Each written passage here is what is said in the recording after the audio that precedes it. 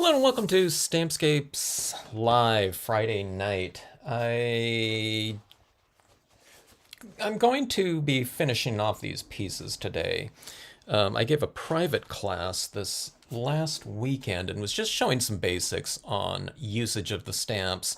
The people that I was teaching, though, were way beyond the basics, which I kind of figured out soon into the piece. So we really changed. I don't know. The I don't know, whatever the class content, but we did teach them how to use the printable vinyls, which they had all the materials for. So I was just showing them some of the basics on how to approach that. And then just compositional builds. They were really awesome at following the lessons, and they can pretty much do anything. But they just hadn't done very much original compositions yet. They were always kind of basing their pieces on the lessons that I've done, so I wanted to give them some basics on how to kind of approach the pieces. And what I found out was they were really great at doing just about any technique that I can do or have done before. But it's just the philosophy on kind of not knowing where you're going like you can with all the lessons. You can just scroll and say, okay, I want to do this scene and it's going to come out this way. But if you're building something from scratch and there's no predetermined destination, that's where I think it's a little bit of a different experience like that, creating something from scratch. I don't know, maybe it's a different part of the hemisphere of the brain or something like that, or just the knowledge of a definitive destination as opposed to just kind of creating something along the way. Okay. So anyways, we talked about a lot of these pieces that I just started here are just, some of the basic nature set number 6 and 8 pieces. Hello, Candy. Uh, oh, yeah, awesome. Cropping a picture, huh? What do you mean by cropping a picture? Did you do a larger one and you're cropping it out or something like that? Or do you mean, I don't know, something else? Am I the first one instead of the last one? I don't know who's on, so, Candy posted before you, but you're one of the first. But anyways, yeah, just doing some stamp sketches here. I don't know, these weren't really stamp sketches. These were pieces on what to do with things like the cloud and how to get them to blend in a lot more seamlessly. This is like Stampscaping 101 of what I teach in that class. But these are all still sitting on my desk here, and I thought we would finish them off. I like some of these compositional, I don't know, whatever, foundation stamp sketches right here. And I thought I would finish them off, but maybe instead of just going with some of the basic stuff, maybe we'll try something else in here in addition to it. I don't know, I have some glow-in-the-dark inks and stuff like that. Maybe we can play around with that or something like that. But anyways, hello, CM. Hello, Lisa. Good to see you. Welcome. How's the weather in New Mexico? I think might have got some of that those storms that came through here out your way after us. We got a lot of it down from the north, but I think some of the stuff was moving from west to east. I'm not sure. But a lot of places out here got a lot of snow that normally don't get snow, or the places that get snow, they got like, I don't know, whatever, 20 times as much. Hello, Jeannie. Getting my table clutter off my scene. Got it. All right, well, anyways, let's just get started here. Okay, so we have some stamp sketches. This is really some basic stuff. If you haven't seen some of this stuff, some of the basics done before, like stamp sketches, this will maybe come in handy for you a little bit. I don't know. It might be very basic for you and whatnot. I'm going to be teaching some other people who will be my live stream, I don't know, helpers at a retreat coming up. And I'm going to be going over all of this with them too. So, all right. So anyways, we have the Lakeside Cove in here, large, and then the Milky Way. And I'm going to flank it with clouds like this just to give a little bit of extra texture in it. I really like using sky figures. I think sky figures tend to land imagery sets the compositional setting of a place, okay?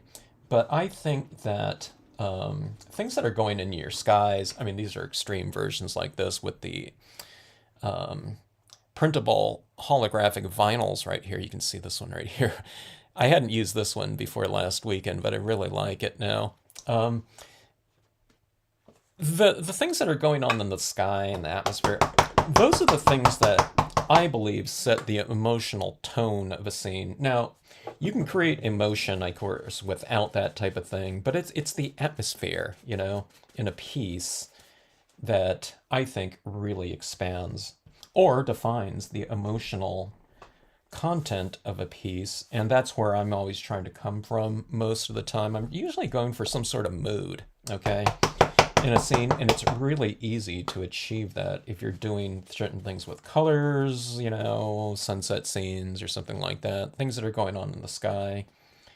You know, that's where people go, you know, to, I don't know, some setting, the coast or the beach or something like that to watch a sunset, or they go up on, I don't know, what's that area in Hawaii, you know, because that one vantage point, they can see the sunrise from that standpoint. You know what I mean? People aren't rushing out to somewhere usually, like during a high noon, you know, blue sky area, because I want to see that place at noon. You know what I mean? It's usually someplace, you know, some time of day when the colors are changing and whatnot. That really sets the kind of emotional tone. It expands on that location's whatever setting, right?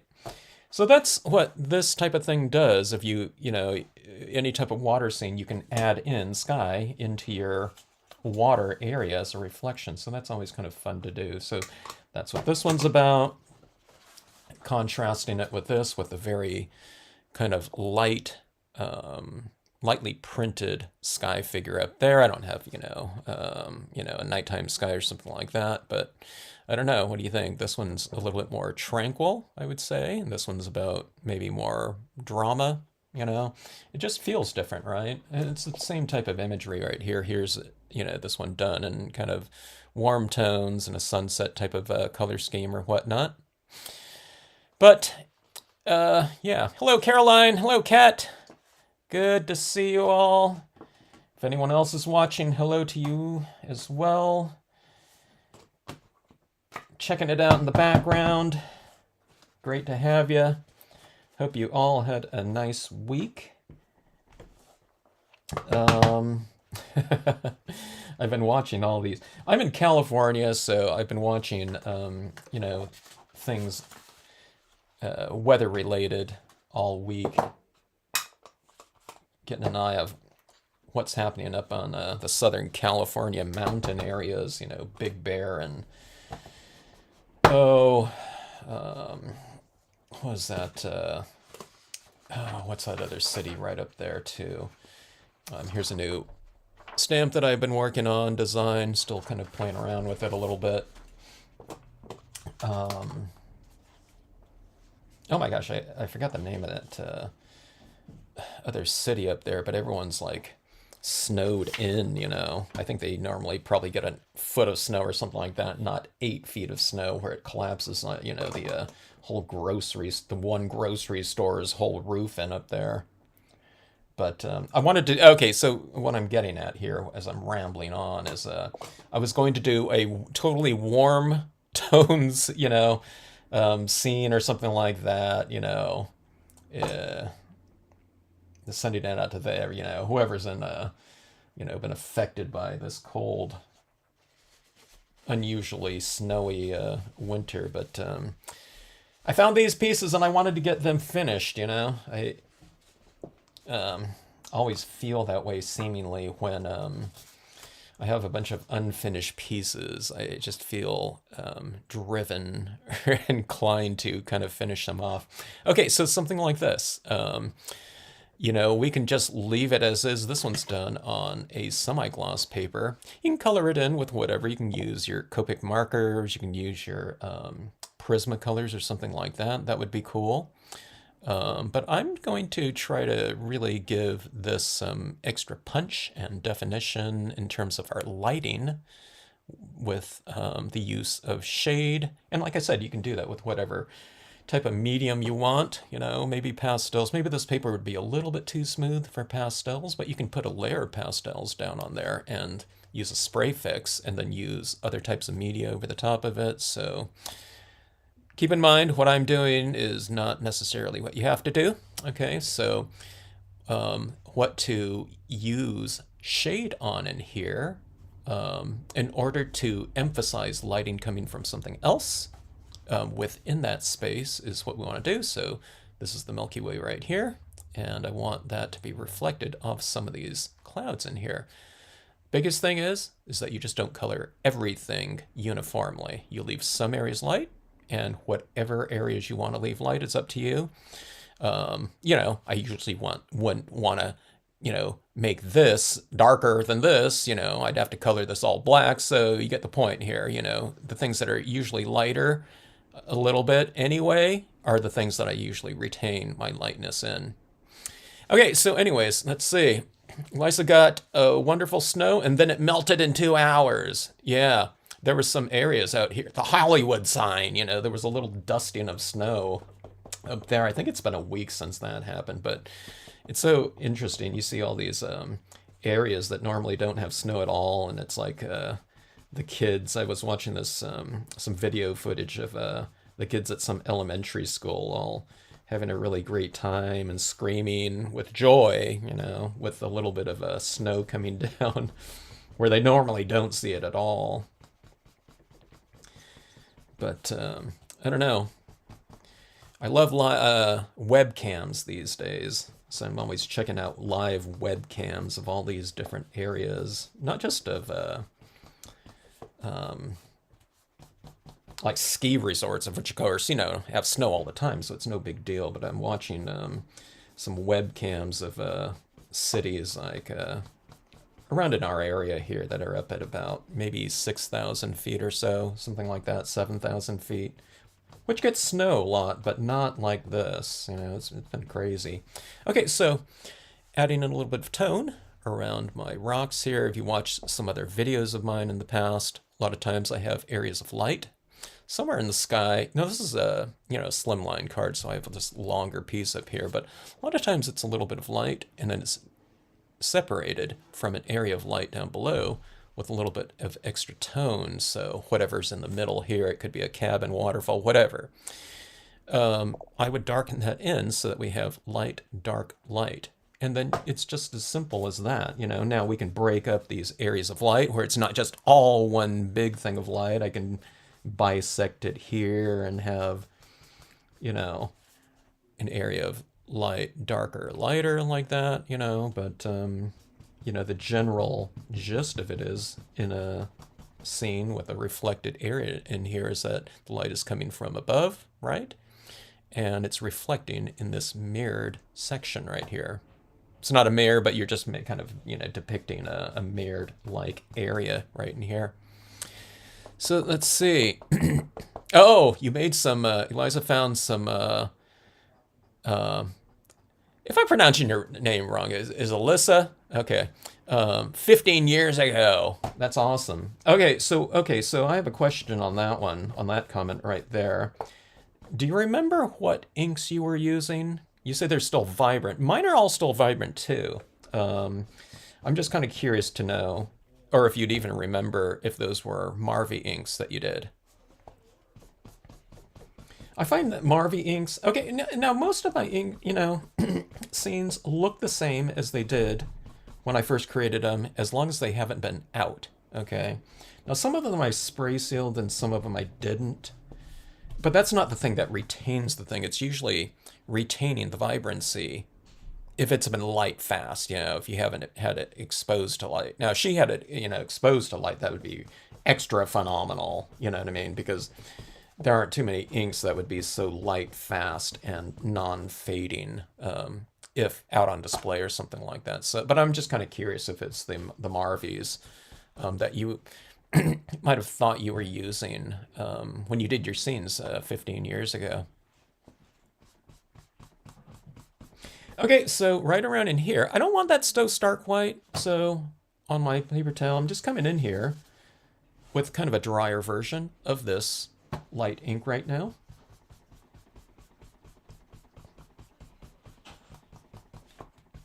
Okay, and now we have this kind of softer looking, I don't know, whatever clouded foreground area. I'll add in some extra foreground in here later, in which case becomes, you know, the midground or something like that. But you see what that did right there?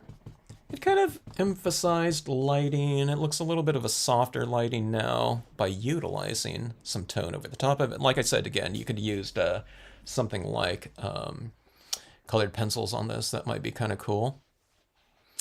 Let's see. My sky figures flew off this week. Come back, seagulls. Where did you go? Let's see. Oh, 70. I was wondering what that 76 was referring to.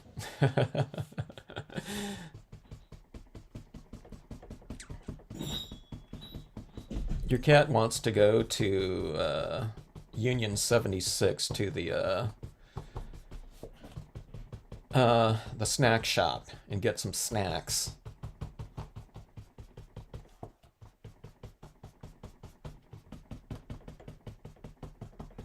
I don't know if that's a national chain of gas, you know, gas stations or not. I remember when they used to give away those little styrofoam balls to put on your antenna, car antenna. So you'd see people, a lot of people driving around with those on their car antennas back when, just probably in the 70s. Let's see.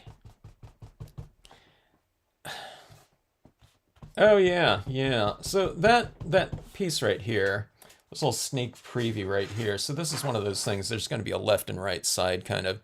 I gave it a base right here, but it's one of those scenes like if you've seen like I mean it could be used for anything, but I was inspired by some of the Chinese kind of ink paintings. You know, here's a little house in this little nook right here.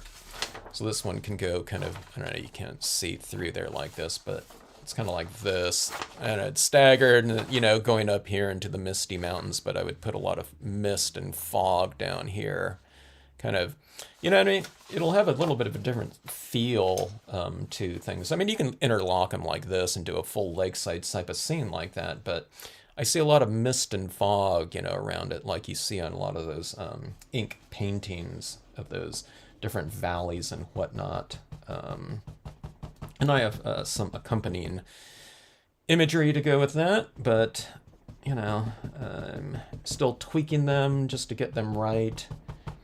You know, the imagery isn't just, when you're designing stamps, it's not, it shouldn't be, especially when it comes to landscaping stamps, it's not just about the image, but it's about the perimeters and the transition zones and how they're going to be used with other types of imagery. So drawing like a lakeside cove or something like that, it's not about drawing the rocks and the trees or something like that. It's about the negative space in here too that you have to address, because people are going to be using these in repetition. So you don't want it to look like, you have to always consider how something's going to look when it's stamped out individually, but it has to also be considered, okay, if they stamp out 3 of these, you know, it's on a larger piece, or they're doing a 8.5 by 11 where it's filling in, you don't want it to look like, okay, there's 3 of the exact same notes and it's very, very obvious that it's the same stamp, you know. It has to blend in with the other imagery around it too. And then you have to think about it being used partially. So you have to make it to where people can use stamps in partials to create variation too. I mean, you know what I mean? So it's all that little type of stuff that goes into, for me, making a design. So I'm doing all those little tweaks. And then there's impression pressures and stuff like that. You can't leave like an isolated tiny dot somewhere, because that will stamp out much bigger and thicker because it's not, you know, supported by any surrounding things. So you might do a little types of tone or something like that out, but if it's isolated, when people are pressing on it in a rubber stamp version, if you want something to fade out really naturally and gradually, it can't be just how it looks on the design because people are making these scenes with pressure. So you have to take into account pressure considerations. So all those little things that I learned early on in designing, especially when I was at a Stamp in the Hand, designing my first imagery and getting around to using it and so on and so forth. It's easy stuff, but you just have to, kind of take a look at things and kind of remember everything that goes into the usage of a design. Okay, so anyways, we're filling in some extra tone in here. That was, okay, the color that I used was just a light blue. I should use some of my other tones, Memento and all that type of thing, so you can see a lot of people don't have Marvy inks, okay? I'm still using them, and you can still get them, but you can't get the blank pads anymore. You can probably use the Marvy inks with other types of blank pads, though. We were just talking about the brightness of colors. On something like this, it probably wouldn't matter so much because these blue tones aren't, exceptionally bright or something like that in comparison to like a Memento or something like that. They're thinner, but they're pretty pretty much. I wouldn't say the same, but pretty close to other blues out there. I just use these ones a lot because that penetrates, especially if I'm using glossy cardstock, where a lot of the inks are staying on the surface and you really need to get some ink down. You need to penetrate those other layers that you've already laid down, and the thinner the inks are, the more penetration you can get in it and have it stain the surface like that. Okay, so I'm changing this. These are starting to look a little bit darker than this one out here. I wasn't really thinking about any of this when I was doing it, but that's the way it's turning out. So I think that looks a little bit better. I think the focal point is kind of moving towards this area just because it's lighter now, and kind of having a more central focused area is probably a better idea. I mean, it doesn't have to be, but on something like this where the scene is fairly busy with all that different types of texture, I think it's probably a little bit better than having it too open, with all this, similar light and shade around it. Let's see. Hello in Perth. 9:45. Got it. Thank you. You know what I'm always asking you. One of these days I'm going to get on at an hour where it'll be like, you know what I mean? It'll be later on or something like that, pre bedtime,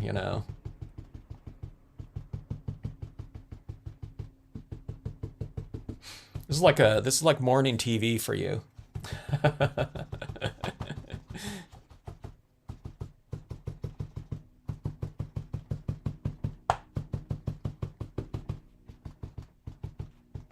All right, so that is the Prussian blue. I almost forgot the name of it. Right there. And the Prussian blue is the same color that I stamped out all of that imagery in. Okay, here's one of those things that I was mentioning to the people that I was teaching. When you're doing these types of creations where you're blending in a lot of different tones, stamping out imagery in different colors, especially, like if you stamp it out in brown and you're working through a color scheme like this, it's not going to look like it's really blending together very well, like that brown background mountain, until you blend through to those colors that were used in the impressions. Okay, I mean, it might look okay, but it doesn't really integrate, I should say, with your color scheme until you get with those same colors that you stamp things in. Okay, and you're saying, wait, what are you talking about, Kevin? You know, don't we stamp things out in black all the time? Well, you don't have to stamp things out in black all the time. Like, you know, you can create distance with your imagery. Like this. Okay, so the Lakeside Cove is stamped in. Oh, that's the Prussian. This is black right here for my foreground imagery, okay? And then this, it's probably hard to see, but this is a dark brown right here. And that's what was stamped out here. So this is near, farther, farthest, like that, okay? And these clouds right here, can't see them too well here, but they were stamped in this lighter brown, okay?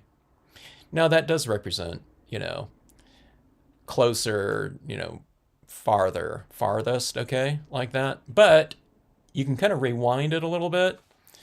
And in the foreground area right in here, this is in black again. And this tree right here is in this brown, okay? So you're kind of creating this whole range of imagery and distance, you know, from a very distant area. It's like this is right here. This represents, I don't know, what, maybe 5 miles away or something like that. I don't know what it would be. But this is an area right here where this represents something of a certain distance. It's close to us. And this tree behind might represent 10 feet away or something like that. But you can create distance using this, okay? So that was my lesson to them in my live stream class. All right, so anyway, let's see. There are Marvy inks and black dye. Got it. Elisa. Oh, okay. I got it. Forgive me if I don't remember that. I have a really bad memory.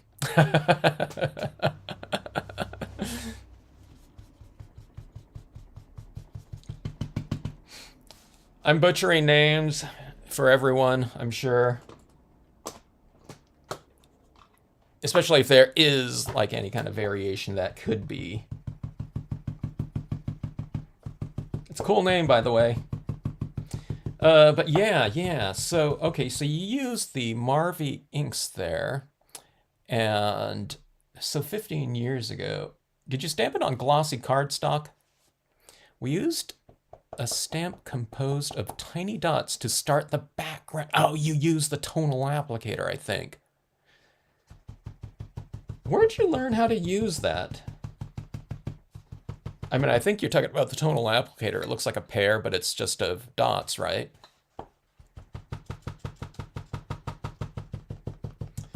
Zane, Ken Pesho used to teach classes in Arizona. I think he went to New Mexico too, teaching classes using the tonal applicator. By that time, I was using the stylus tools with that. Does anyone know what color box stylus tools are? I'm going to put some up for sale here for auction pretty soon. Someone, you know, bought some of those based on my, you know, some of my lessons or something like that. And they hadn't used them too much, so she sent me those. She asked me if I wanted them. She was giving them. I said, hey, I don't want to, you know, you should post them on eBay or something like that, or sell them. She says, no, she didn't want to hassle, but she says, hey, you know, you want to do a trade? And so I traded her one of the stamp sets for that. But I'll show you when I received.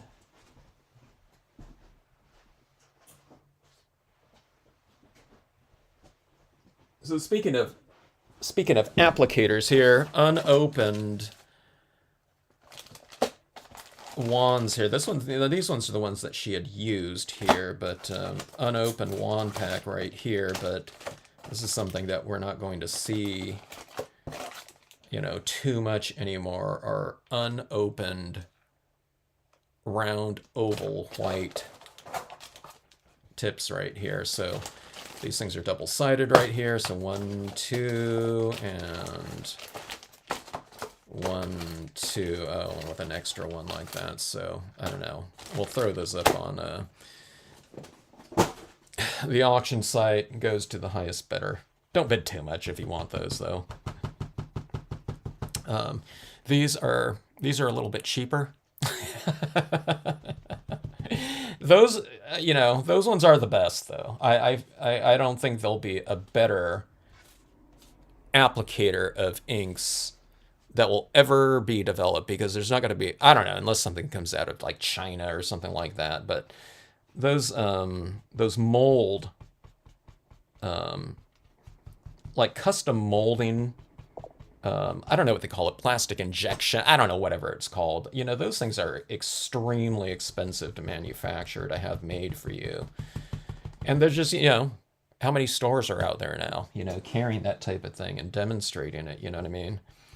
It's just so, ClearSnap made those, and ClearSnap was, one of those people that, companies that were making custom things, the pedal, ink, whatever you call that, those pedal things. A lot of things are custom made, in terms of their cases and things like that, their tooling. And you're just really not getting that. Things are pretty much existing molds or something like that. You might be able to custom make, the color of something like that, or instead of wanting this plastic white, I want it clear, something like that. That's easy to do, but it's the molds that make up all these things that are, phenomenally expensive in terms of a startup. So stylus tools, fantastic. Yeah. Okay, so anyway, let's see. Glad you like them, Jeannie. No. Well, Sue, none of this is glossy right here, so like none of it is, none of these pieces are glossy. You use glossy for, I mean, it sounds really simple, okay, but you use glossy if you want a glossy surface. But if you want to have a glossy surface, but you want to use other types of media like colored pencils or something like that, then you do it on a matte or semi-gloss, but then you spray it with a gloss coating on it, okay? The glossiest, surface is going to be glossy, though, sprayed with a glossy coating. Does that make sense?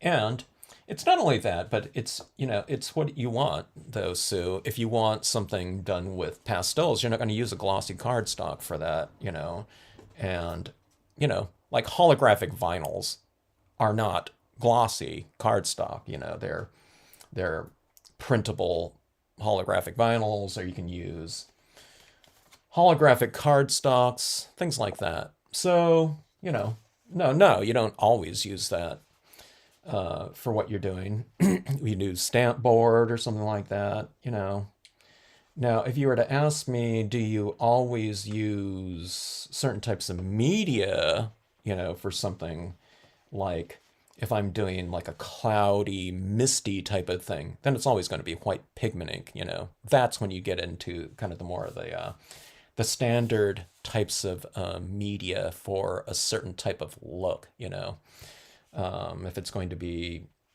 highlights on something, then, gel pens or paint pens or something like that. But no, the surfaces change depending on what type of, especially what type of look you're going for, but what type of media you want to use too. Okay, so anyways, on something like this, now this one right here is, I'm not done with this. I don't know. I'm going to stamp in some other things on here later, okay, but let's address some of the surfaces right here. Okay, so it's like the opposite of this in terms of I guess drama created by contrast right here, I guess this is contrast in the background too, but there's a lot more contrast within these areas right here. Where in the background, in here, I can't get too dark, otherwise I'm just going to lose my cloud forms or something like that, right? So I can't use too much of my darker tones on this one, keeping in mind that I want the retention of a very lightly stamped cloud, right? So it's going to have a little bit of a different feel to it. This one, I'm just using some re-inker right here. That's very light. It's the Summer Sky Memento ink, okay? I should really use some grays on here too, because I think the cloud was stamped in gray. Okay, so anyways, this is going in here. I'm just going right up to my clouds. Okay. Some people don't like using paper towels, but I don't know. That took care of that pretty fast, right? You know, if they don't like the paper towels, I'd really recommend they give it a try. And if they tried it out for 30 seconds, I would recommend they try it out for, I don't know, 15 minutes or something like that, because these are pretty fast when you just get into it like that, and it's like done. Right. I made that look easy too. Yeah, everyone always says, hey, Kevin, you make it look so easy. I made it easy because I used re-inker fluid on here instead of doing all this down here and re-inking this 20 times, like going into a pad like that and then like that. So you just really fill that in like that, and it's like an instantaneous, I don't know, whatever application of color. Let me see if I have anything else that I want to use this on. Let's use it on this right here. Let's make a scene. Okay, here, let's make a scene out of, here's my example on what not to do with the cloud, making it look real kind of blocky like that and rectangular. Let's make a scene out of this one, okay? Let's go with the cloud again. And let's go with, it has to be fairly dark because I've already stamped these ones out in a Prussian blue, which is one of the darkest blues out there on the market. Okay, now again, this one is not, yeah, I don't have any glossy cardstock here that I've used on the, for the class last weekend. It's just all semi. Okay, I'm not going to spend too much time with this here. I usually wipe off the perimeter like this, but I'm going to kind of fill this area in like so. This will be one of my like scrap to scene. Here, I'll wipe it off right here for my final piece because I'm going to have it right up here in this. I'm just stamping it right across there like so. Okay. So I have this little peekaboo area of light coming in here, okay? And let's just use this right here because I think there's some more re-inker fluid on here, unless it's all dried by now. This has just been stamped out. I'm probably going to be doing a little bit of smearing, so... but it's in these clouds. Okay, now, like on those other clouds, in this one, we've retained some areas of lightness on them, so it looks like they're reflecting some light. And we'll do the same for this one. My lighting is over here, so it's just generally going to go from a little bit lighter over here and darker as it moves farther away from that source of light. But then you have some areas around it illuminated, thus giving the illusion of reflected lighting like that.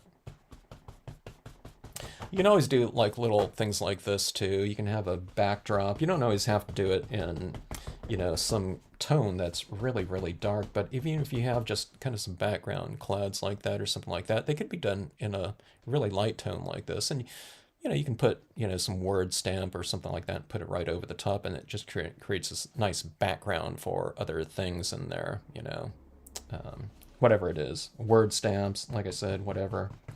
Okay, so anyways, no, I'm not, I'm going to use some other tones on here, but you can see just what one color can do in terms of creating a pretty strong lighting scheme in here. Here, area of light, and here's an area of reflected light. Here's an area of reflected light right here, but do you see what I do here? I put a little bit of tone in between so that those areas stand out a little bit more. Okay, so it's like this part goes into the shadow. It turns the forms a little bit more three-dimensionally, I guess you could say. It's not three-dimensional, of course, because it's just a flat piece of paper, but it looks more three-dimensional when you do it that way. Let's see, which way's up and which way's down? I was looking at it like this, but that looks pretty good too. This could be kind of, the base down here.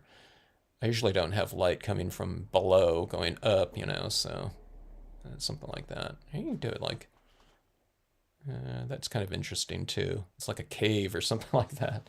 Let me put a little bit of tone right in here too, so it's not so shardy, triangular like that.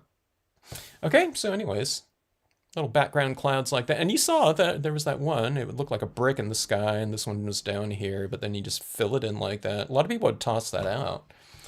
But it's like what I always say, just kind of make something out of it, you know. One of the things that's really fun is to, you know, challenge yourself. If you get something that you don't like in a scene, just stay with it and maybe change course a little bit, you know. If you don't like something, then kind of reevaluate it in terms of maybe a different grouping of designs that you're going to want to use with it or something of that sort.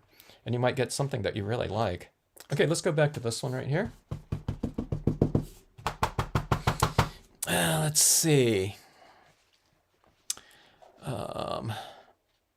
Yeah, the tonal applicator. It was Kevin that was the teacher. Oh.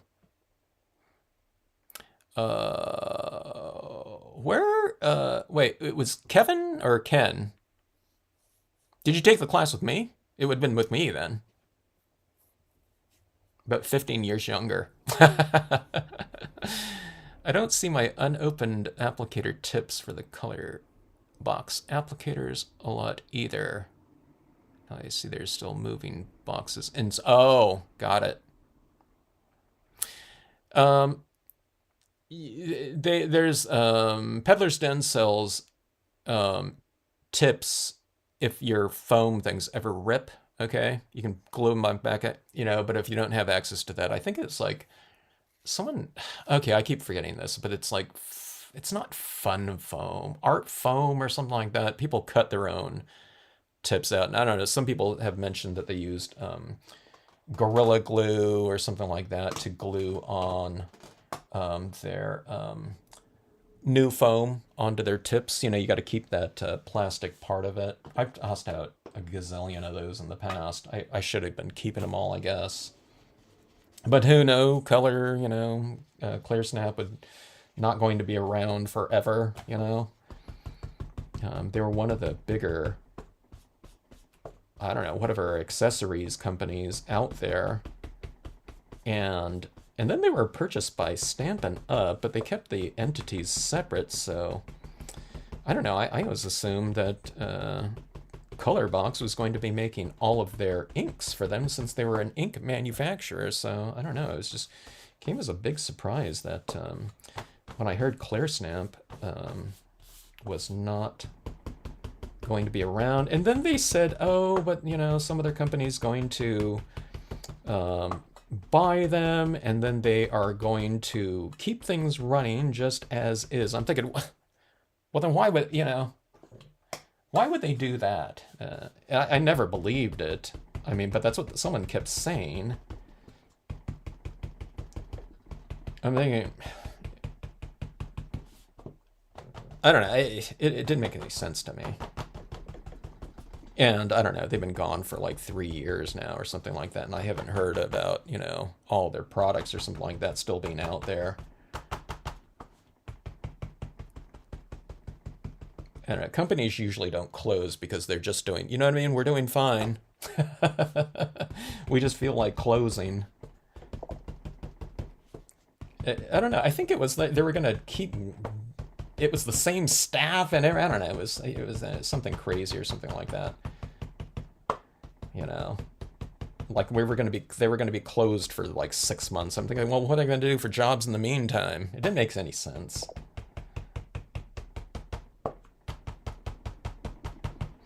All right, that was the next color of blue. So it's a little bit darker. I'm still retaining kind of the lightness of the clouds. I should, you know, try to, I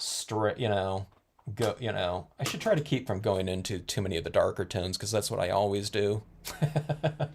And sometimes everything, you know, things can tend to look a little bit similar. So I tell you what, I won't go into black. I'll stay, maybe my darkest tone will be gray right here. It's kind of a neutral gray. I don't think it's even like a 50% gray. It's more like a 40% gray or something like that. Okay. And we'll keep this one really light and airy, and then I'll add in some atmospheric mist or something like that into there.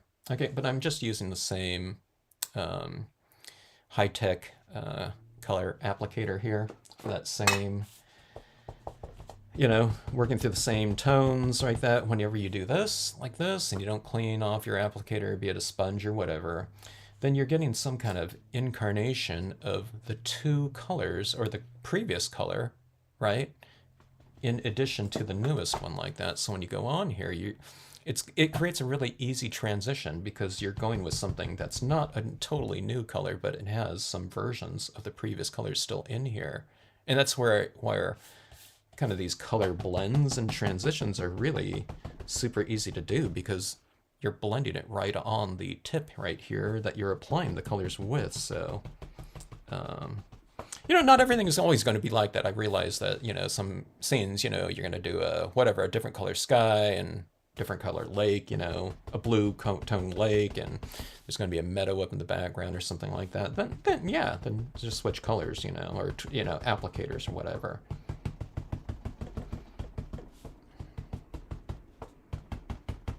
All right, this is this gray. Like I said, it's kind of a neutral gray. There's a really great Memento one, the London Fog, though, to me. When I put that side by side with the Marvy one, it looks to me like it's a little bit of a warmer gray. Not that that's, you know, good or bad, but not all grays are the same. If I had one and not the other, I wouldn't miss the other, you know. All right. So there that is. We're going to have to color that little cabin there. I'm going to use colored pencils on that, I think, because like it's much more detail-oriented than something like this, you know, which colored that whole bottom portion in, like, you know, and whatever. I don't know. Did it even take 5 seconds? I don't know. Maybe it took 10 seconds, you know. It didn't take too long, you know, for that initial color. All right, so that is that. I was thinking maybe I should try some of the gray. I never use grays on this type of color scheme right here, but like I said, this is kind of, there's some basic compositions right here, so I thought I would try, you know, some new things. I mean, this is like a minor new thing right here, but let's use a little bit of gray over the top of that. Usually the gray would be kind of a undercoat on here because it's a little bit lighter than, you know, some of these other ones, but let's see if I can just get some slightly different color schemes than I normally get. I know you're probably not going to be able to see what's, you know, any changes here. It's very subtle. Like I said, this is a very light value here, especially in comparison to what always been laid down. It looks a little bit different to me. Sometimes if you add gray in a composition like this, it's kind of like using a lighter black, right? And what it can do is it can knock down some of the vibrancy, intensity of the colors. So if you don't want something so intensely vibrant, which sometimes you don't, you know, you want it more mellow looking, or you want an area a little bit less vibrant, okay? It's still rich and whatnot, but it's just not as hot of a color than gray, or going over it with a little bit of black works. But, you know, just gray is a lighter version of black, right? So that's where that comes into play, right there. Let's see, Caroline uses the Tim Holtz blenders. Got it. I seem to get, but I get a circle shape most of the time on the paper. That's one of the things about certain applicators, especially if they have a hard edge. But the big thing about it is going with a lot of your first tone and kind of saturating your paper with it. So the Tim Holtz blender, are those ones that have that square kind of hook and latch, you know, Velcro type of connector to it? I don't remember. But, you know, keep it kind of in a swirly motion or something like that. Here, I'll show you with it, something like this, okay? This is, you know, just a kitchen sponge right here, and there's, you know, I didn't take the time to round this off or anything like that, right? Here, let's do this one right here.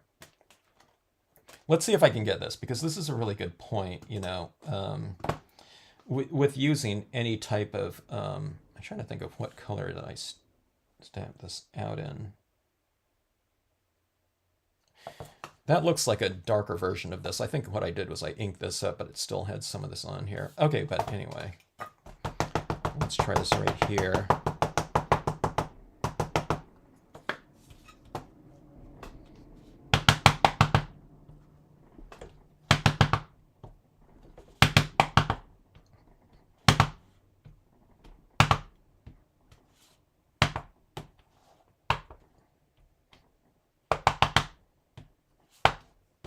Apparently, I like that 3/4 view.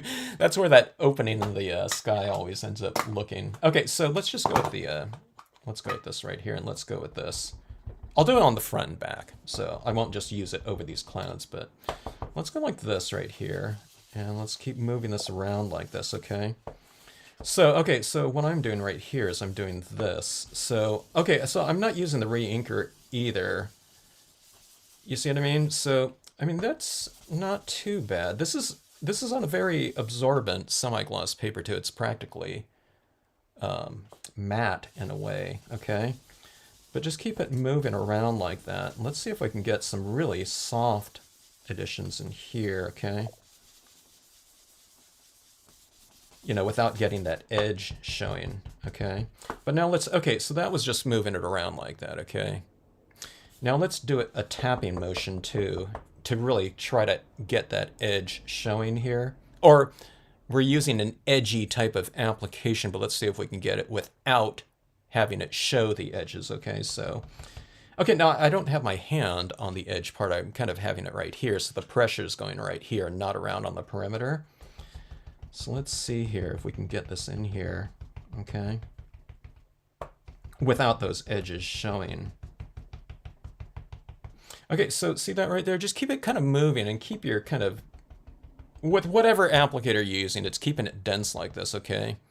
Now I'm keeping it in an area like that, and then I'm kind of moving around. But if we do it like this, okay, and we're trying to go for a perimeter type of application, it's an isolated tap, isolated tap, isolated tap. And the darker this is, let's do this in black, you know, potentially the strongest edge showing here, okay, right? Like that, okay. I mean, it's, you know, I can see it. I can see where the edge is, but if you just kind of keep it moving like that, and of course this is, you know, very textured like this, so you see all these little holes in here, but kind of fill an area in like that, work areas, and then kind of move to your next area. So that's what's kind of going on around in here too. You just kind of work it on the perimeter like that. Okay, you know, I don't know. I mean, I guess, you know, this is a sponge here, and it's very soft, but I don't know what those applicators are like because I haven't used them before. But I mean, potentially, the harder the material and denser it is, too, that can leave for a stronger edge. Potentially, you know, if you're not using a certain type of kind of application movement with it. Okay, so you see like this right here, and again, it's this one has these, you know, I mean, we could get, you know, these harder edges too, if you don't. You know what I mean? If you press a little bit hard, or if you know, I'm going like this or something like that. But just keep your kind of pressure away from it. Okay, so if you're getting edges to show, you know, with that applicator too, try to keep that pressure away from the edge too. So maybe if it's a square or something like that and you're applying it, then have it maybe where you have it a little bit at an angle too, and do this. And you say, hey, Kevin, you know, I'm not using that anymore. You know what I mean? But I don't know, maybe try it again, see if it works out for you or something like that. More ink, you know, kind of distribution of pressures. I don't know. But that's what I'm always doing with whatever type of material I'm using. I don't know. Stuff like this, it's like finger painting, you know what I mean? So see this area right here, I mean, it's kind of the size of my finger, but it's a little bit wider out here. And of course, you know, our fingers are rounded like that. So it's not like wherever I press, it's like, you know, I have the equal distribution of pressure around on it. So this area out here on the sides, even if it's fraying and everything like that, it gives myself a pretty good application kind of pressure distribution on this because of the curvature of the finger and the width of the paper that I'm using right here. So, you know, you don't want to use something that's, you know, like more narrow than your finger or something like that, which, you know, we would never do anyway, but keep that in mind. I don't know. Give it a shot, you know, see how it works. I don't know, does anyone else use those? Someone else probably give better advice than me. who's never used them, and if someone's using them with success, I don't know, let us know what you're doing here. Oh yeah, Ken. Okay, yeah. That's what I was thinking. Ken was teaching the tonal applicator class. He loved that tonal applicator. Like long after I had kind of migrated away from it. I liked it too, but if someone didn't use it in a class, it wasn't intuitive on how to use it. I mean, I think I wasn't doing videos at the time for it either, so it was like kind of explaining how to use that tonal applicator in written form was like I don't know, it was like a 2-page single-spaced, you know, explanation of the process, which I don't know, I think, was kind of confusing. Or even when people went to a convention, I was using it and I would demonstrate it. A lot of people got it, but then, after they got home, they had watched, 20 different demonstrations that day. And then you just get home and, okay, I got to practice with the tonal applicator, you know what I mean? So they break out the tonal applicator and, they don't remember how it was used. So that's when I started moving to more of the spongy types of applicators to use. I felt they were more intuitive on how to use them than a pear-shaped rubber stamp grouping of dots. The tonal applicator, though, it made for the second loudest workshop I think that probably ever existed in the stamping world. It wasn't necessarily that you were supposed to tap really hard with a tonal applicator. It could be like this. This is the cloud, not the tonal applicator, but it would sound like this. But most of the times, people would be going like this. And then if there were 15 or 20 people doing that in a classroom, or 4 or 5 people at a make and take table or something like that, it was it was one of the louder types of experiences. I always said it was the loudest rubber stamp class out there, okay? But someone at a convention beat me. I wasn't there, but what was her name? Okay, I forgot her name, but she was this one author of this book that I knew, that was a demonstrator and teacher and all that. She was talking to a group of us one time about a class she took that was called Full Metal Jacket, and it was doing like a bookbinding class or something like that, but they had metal covers, and they were pounding in these brads, or if that's what they're called, into this thing. Yeah, and she said that class got so loud because it's metal on metal, and they're pounding these, I don't know, metal brads through the cover or something like that into these things. And I thought, okay, that's going to be louder than the tonal applicator, even if it's half the people. But it was probably 30 people hammering away with hammers on these 2 metal plates, in order to make this book. If you were in that class, let us know. But I always kind of imagined that experience, and I thought that was really funny. Okay, so anyways, we have these right here. Okay, a little bit of a different kind of feel to them. I mean, these two right here look similar, but without the Milky Way large. I really like this one. It has a really soft feel to it, doesn't it?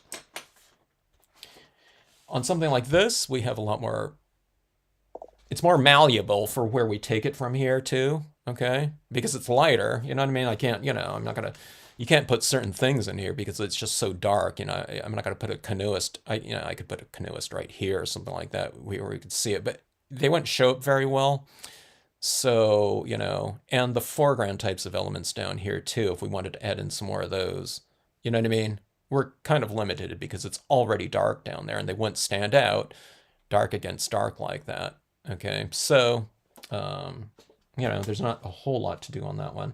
There's a lot of things that we can still do on this one. I think it looks okay as is, but maybe a little, subject matter or something like this. The person that took the class had this composition. She already had on all the cloudy kind of formations in her already. And a really awesome job. She finished it off after the workshop. But she was saying, something's missing to her, something like that. So I just gave her some suggestions that I wouldn't necessarily do, but options that she can add in here. I was mentioning like a little canoeist like this, especially if they're paddling in towards the scene like this. If I guess it would go okay if you're paddling away, like they're leaving for somewhere. But kind of from an emotional standpoint, I was mentioning if you put it right here, it looks like they're paddling back home or something like that. And also they can put in like a warm light in there for kind of an emotional context or something like that. Like someone's been out, on the water all day and something like that. They're paddling home into a nice warm toasty cabin or something of that sort. I think I'll do it on this one so they can see if they haven't finished it already. I'll do both of those things I mentioned on this one right here. I'll put them over here. Okay, now I'm stamping them in a lit area in here just so we can see them a little bit more. Okay, so see, now they're kind of going in here. When you do this type of thing too, you create kind of a visual dialogue in here. This little canoeist is here, and here's this cabin right there. It connects them to it, you know what I mean? So from kind of a visual pathway type of perspective, when someone's looking at this piece, they're going to look at probably like at this or this, one of those two or another, but then they're going to go straight to that. So it kind of creates this type of visual path type of thing. It's this connecting type of, I don't know, whatever subject matter, visual focal points like that. Okay, now, like I said, I still have to finish this off. Maybe we'll finish it off right now. Let's see. Okay. Hello, Linda. Good to see you. Hello, Kathy.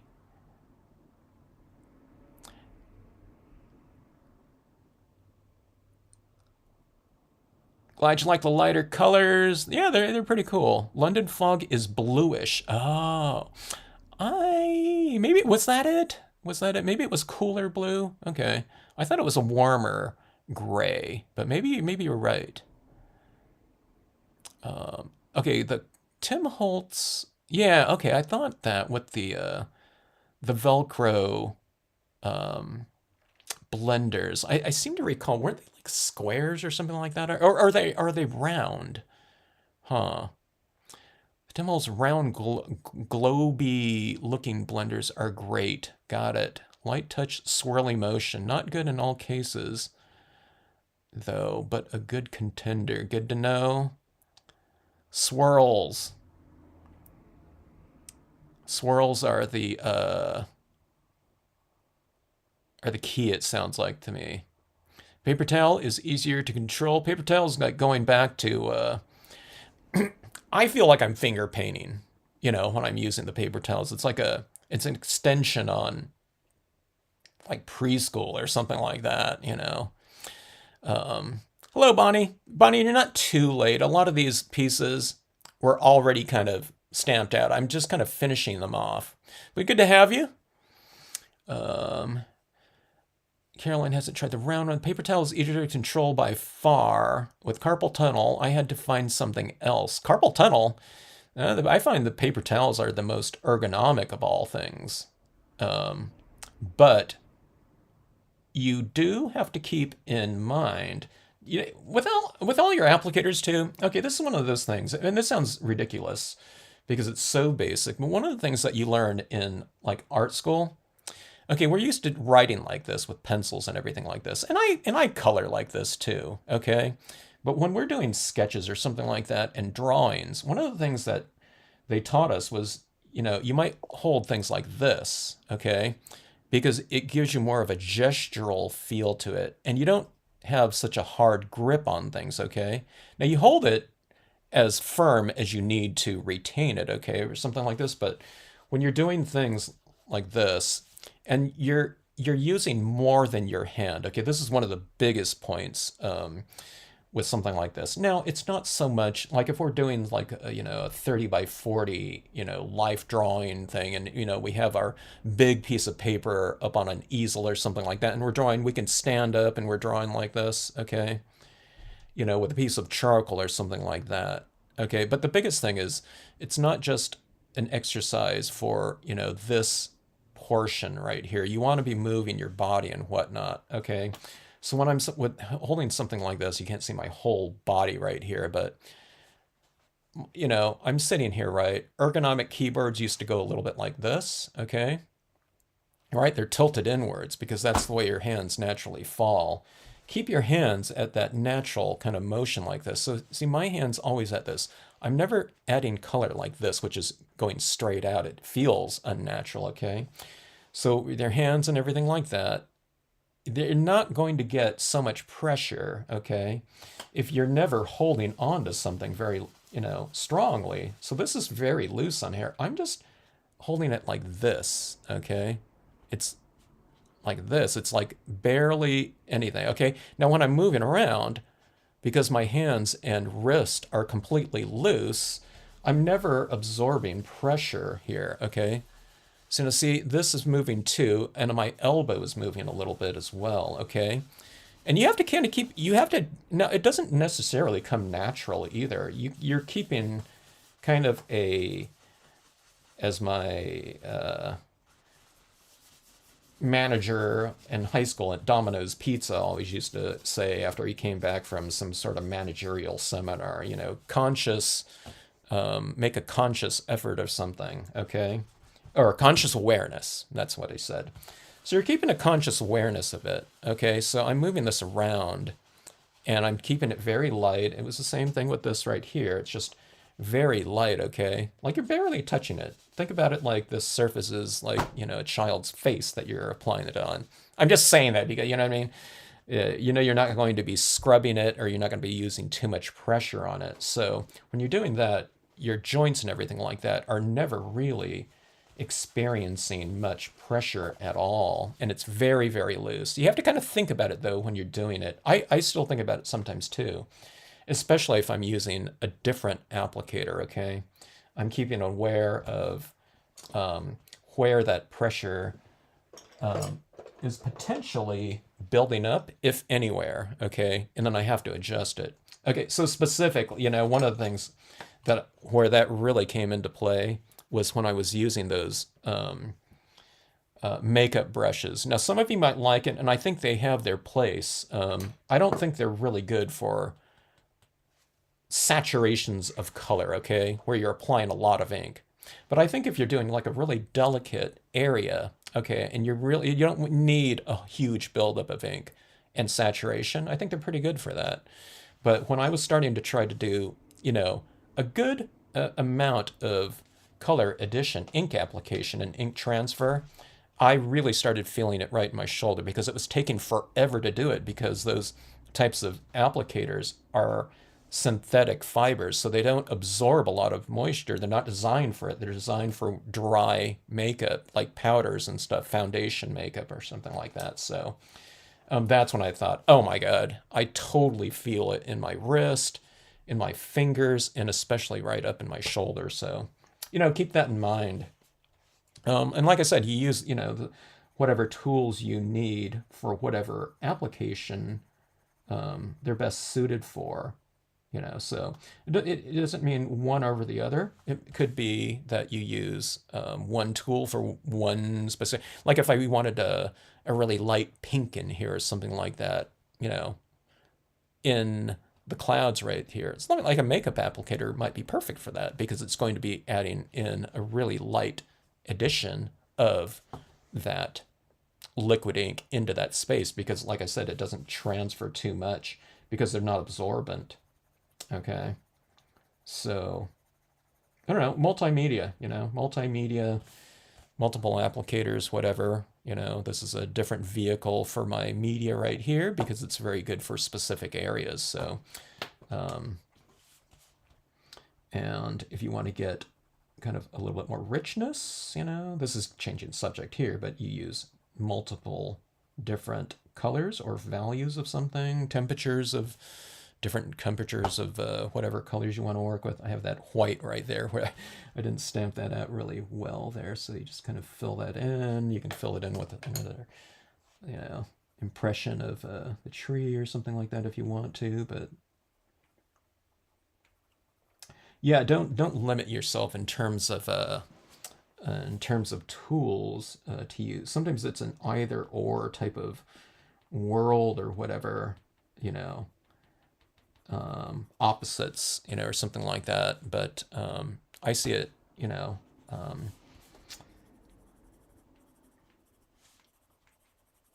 there's greater opportunities if you just kind of add on to things and whatnot, right?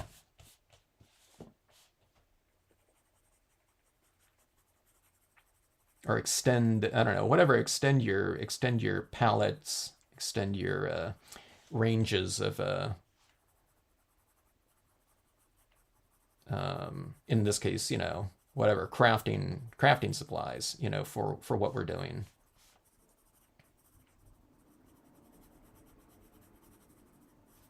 All right, so this is perfect for adding in some extra tones on my rocks. I'm making those rocks a little bit more three-dimensional by adding in some shadows. Down here, this little character in the water can use a little bit more shadow, so this is a perfect tool for that. And again, this is made possible from the use of the semi-gloss paper as opposed to glossy. Unless you have like some, you can color. You know, I've tried colored pencils on glossy before, and some of the colored pencils that I have, these ones are Prismacolors. Some of them are soft enough to apply. Of course, you can't really build it up too much on glossy. The smoother the paper, the less kind of layering, you know, that you can achieve. But these are perfect for that right there. Okay. I didn't used to use a whole lot of colored pencils. I don't know. Maybe, I don't know, over the last year or something like that. I mean, maybe it's been 3 years for all I know. I've kind of lost track of time. Especially with like all the lockdowns over the past, you know, whatever, 2, 3, was it 3 years ago at this point in time? I can't even remember.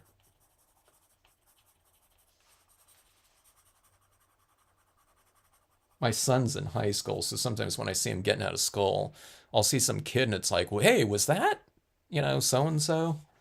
You know, because I haven't seen the kid in like 2 or 3 years or something like that, and they're, you know, they're a foot taller. And they don't look like a little kid anymore, you know, like they did in whatever, 6th, 8th grade, you know.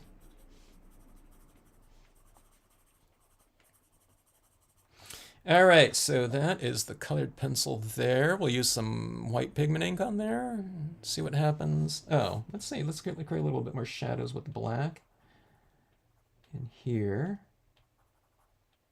Oh, yeah. So I want to add in, see that little window in there? I'll add some yellow into that to make it look like it's kind of warm on the inside. For the most part, the scene is fairly cool color scheme. Let's add a little bit of brown onto these rocks as well to give a little bit more of a temperature change in the rocks as well. You know, so it's not just the cabin that's warm. That. Colored pencils were always one of my favorite looking you know, mediums that I used to see people do scenes on, but I hadn't really seen colored pencils used too much for years and years and years, and I wasn't using them either. But I don't know, I'm glad I'm kind of finally getting around to it.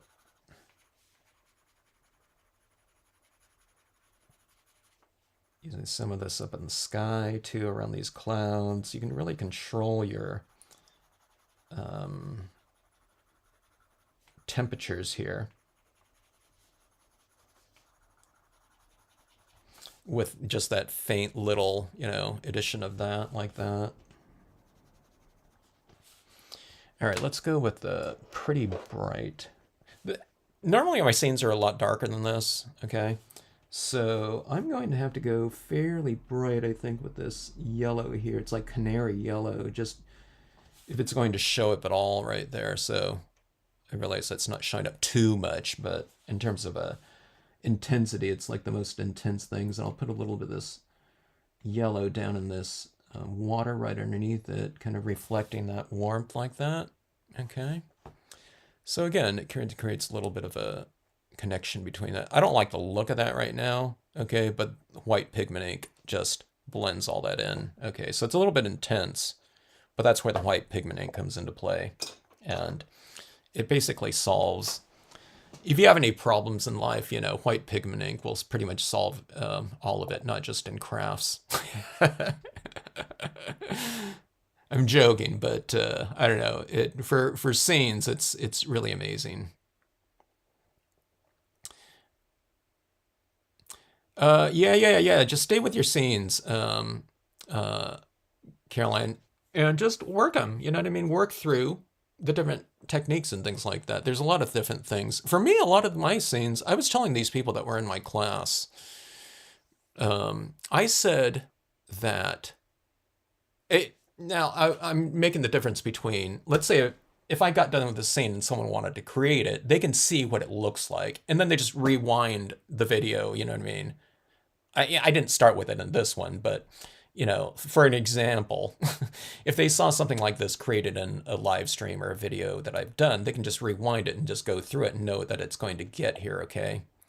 And they can envision it because they see where the destination is. But when they're creating something from scratch, okay, for me too, oftentimes I tell people, now this one looked okay early on, I could have stopped any time, it would look different.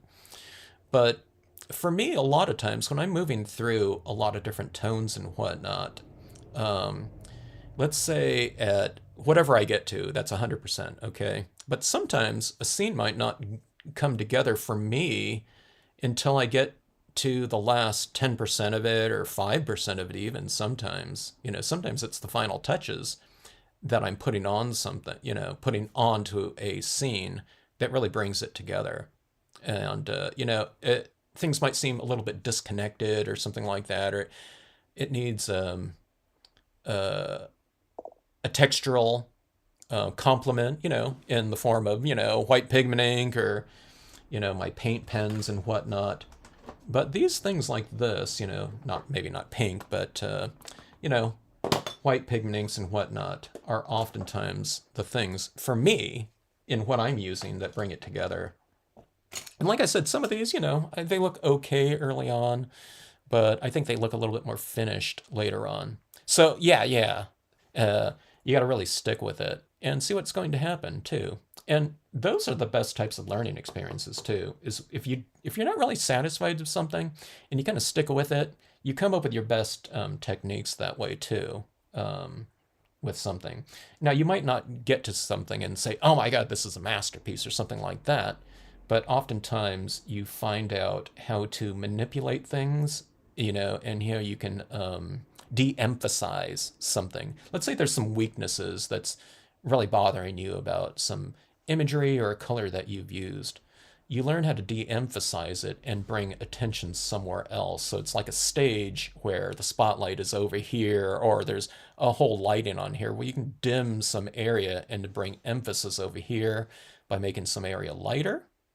You can bring some point of a focal point into a scene somewhere. You know what I mean? If you don't like, let's say this was a big meadow scene, and let's say this isn't not in here or something like this, and we didn't like some whole area over here. Well, you can stamp like let's say there was a deer standing here in the foreground or something like that. That's really going to command, or some guy fishing down here, or something like that in the water, or you can put a bird in the sky. That's going to de-emphasize everything else in terms of kind of the visual landing point. So like say something bothered me over here, I dropped a stamp over here, you know what I mean? Something like that.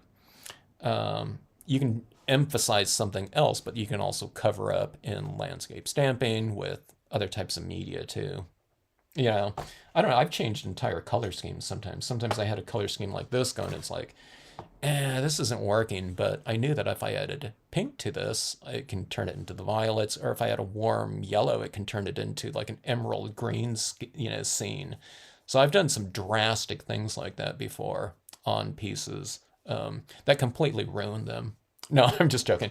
That improve them. Okay, so yeah, just keep with it, and see what comes out. You know, uh, like I was saying to the people in my class, I said, hey, one time they said they didn't like how something came together like instantly. You know what I mean?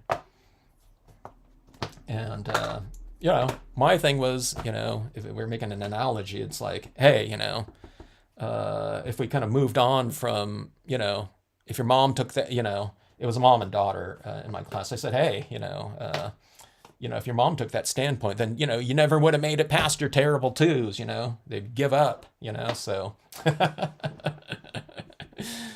so just stay with it and whatnot. I don't know. Where's Linda B? Linda, are you still here?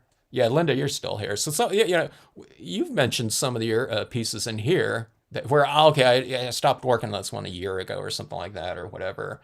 Some of those scenes of yours, like from I don't know, it's been like a year now or something like that. But some of those were my favorite pieces of yours with your solutions that you came up with. In finishing them off. So you don't always finish them off. Doesn't have to be like right away. Sometimes you got to step away from it, or I don't know. So I thought some of those pieces of yours you might have stepped away for like a year.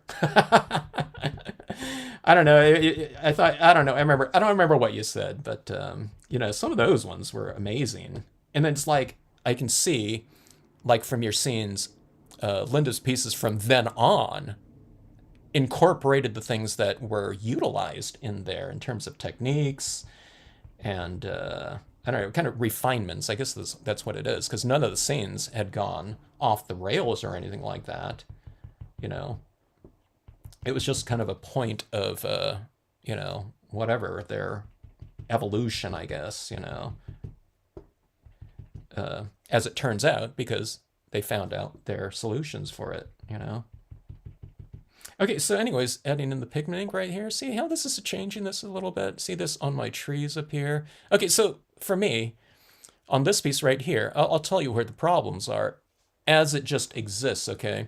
So this right here, that lakeside cabin stamped out a lot lighter than these other black trees in here. I didn't ink this up, when I was during the class, but I just said, okay, so this is now going to look like it's farther back in the distance like that. So there's a big kind of change in value from this black right here to these trees right back there.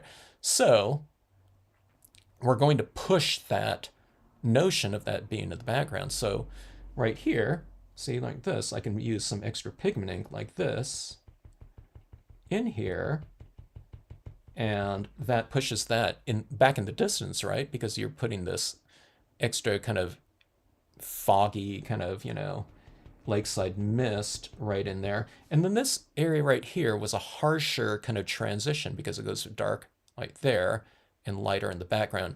But this one's lower here, okay? See this lakeside cove?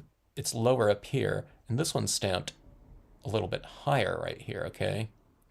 So this is supposed to be on roughly the same distance. This one's still a little bit closer, but you merge them a little bit more now with this fog or mist, whatever, going in front of both of them like that. So it's linked them up like that.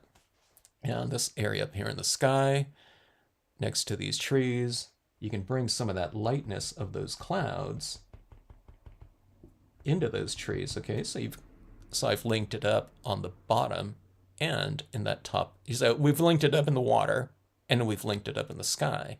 It's, it's with like fog over both of them. You can't really see this mist over the clouds because they're just already light, but you've brought the light of those clouds into those trees, okay? So again, this is just, it's like a needle and thread. You're running kind of this common texture over things. You don't always have to use this. There's other things you can do too.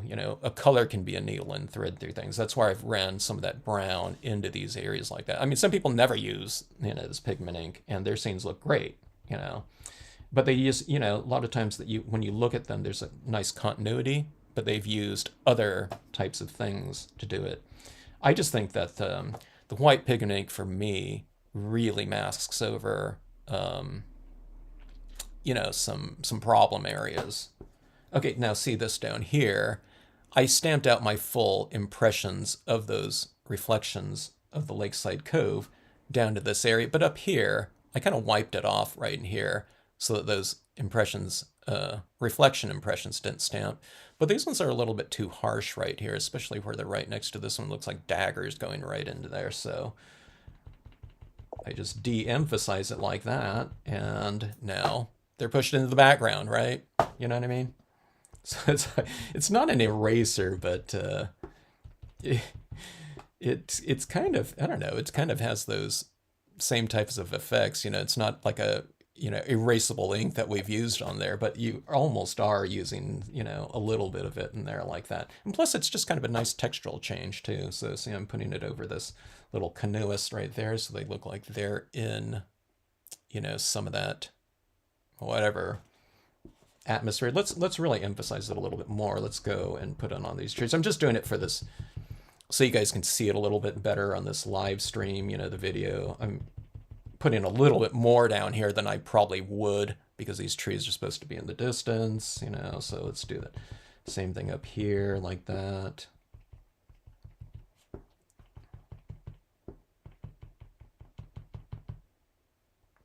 So maybe we're over de-emphasizing it, but you know, I don't know, you could. All right, let's put some of this down in this water as well, into these soft clouds like this.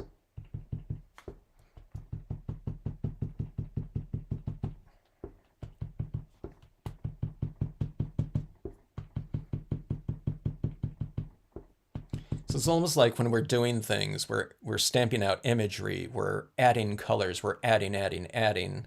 This is adding too, but it almost looks, you know, it almost looks like you're removing in some ways because you're putting it over something that you've already added, and it's taking it back closer, you know, to the white of the paper.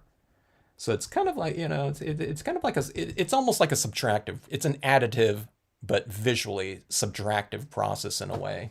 You know, is one way to kind of look at it. So if you added something, you know, that can be made stronger or eradicated. I don't think about eradication because I know it's still under there, but you know, you can kind of think about it that way. So, okay, so but that being said, you know, when you're working on your process, I don't worry about a lot of things that someone else might, if they run into it. I might run into the same things, but I just know that this is in my whatever hip pocket, you know, that I can utilize later on, or, you know,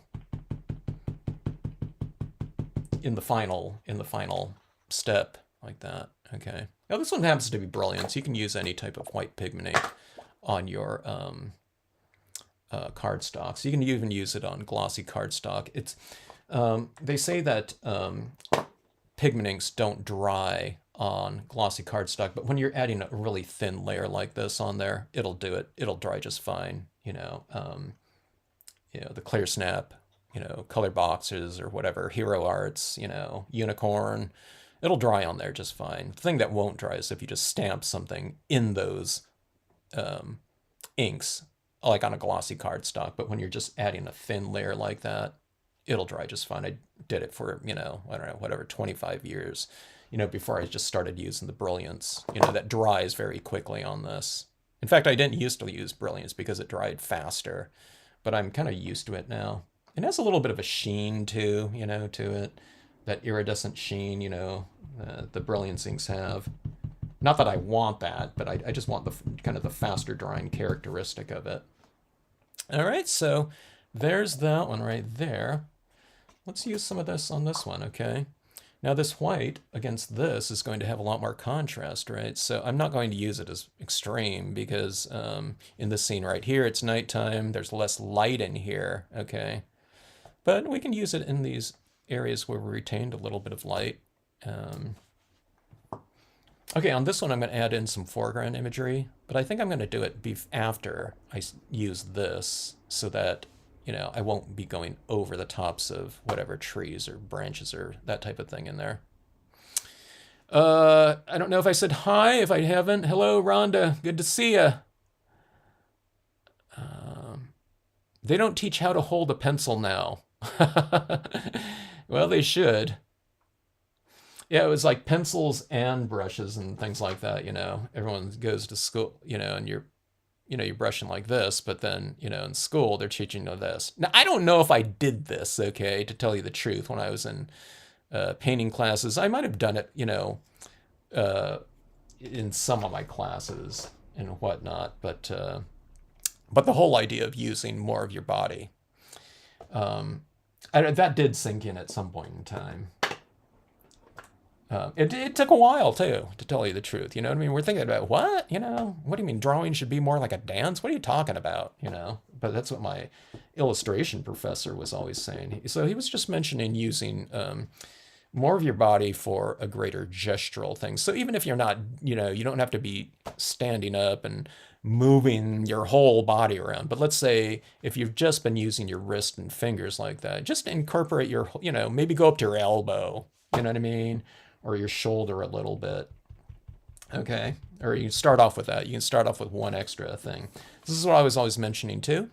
Is, a lot of people, they always have to have their scenes right side up, okay? But you move it in a direction that's going to be more conducive for the application that you're doing. If I have this like here, and I'm going over here, it's not quite so comfortable because I'm extending my shoulder out. So it's always like, just right here in front of me, and I'm moving my card as opposed to moving my arm and shoulder out, extending it. Now, I might do, if I'm just doing a couple taps or something like that, I'm not, I'll go over here and add that, okay? Like if, I want to add in a few taps over that tree, sure, just, go over it like that. I'm not going to be doing it repetitively 100 times, though, in a scene or something like that. If I'm doing that, then I'm just going to bring it around like this, okay? And for demonstration purposes, sometimes I want you guys to be able to see what's happening right side up, too, so I don't do it. But again, this is a very light, grip on this. If you want to kind of really emphasize it just to kind of create some muscle memory, you can do it, hold something with, little fingers like this, okay? And it's not so that you train yourself to do it with that, but it'll train you to kind of think about kind of a lighter grip, or just how little, you need to use to get kind of a result that you're going after. I don't know, it might change kind of the look of something too, maybe if you want something that's, I don't know, maybe if it's a smoother type of addition of color or something like that,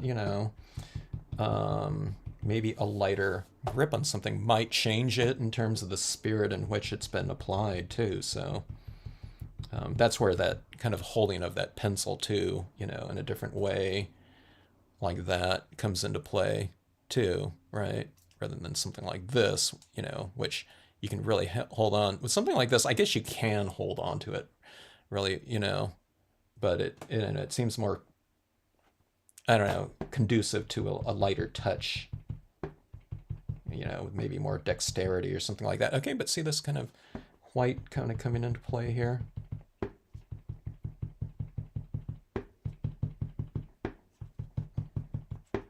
Look at that white. I love the white over these clouds too, because it really gives it that kind of glowing, illumination. And see right up here in these trees, those are now lighter too.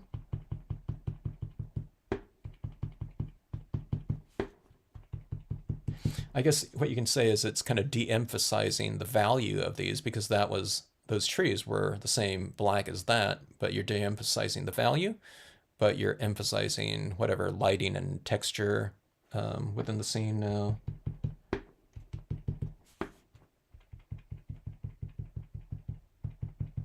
I really like that glowing kind of look down there in the water.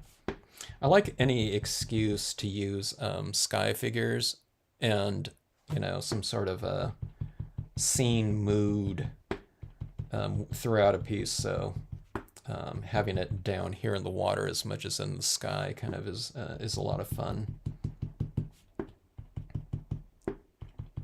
And I always say with the white pigment ink, it dries a little bit more transparent than what it looks like when it's been freshly applied and still wet or moist. So you have to add a little bit more than you think. But the best thing is just to let it dry, and then you can look at it and it's like, wait, what happened to my white pigment ink? It doesn't look as, soft or anything billowy anymore if it's in clouds or whatever. Then you just kind of build up another layer on top of it. Okay. And you just keep doing that until you get what you want.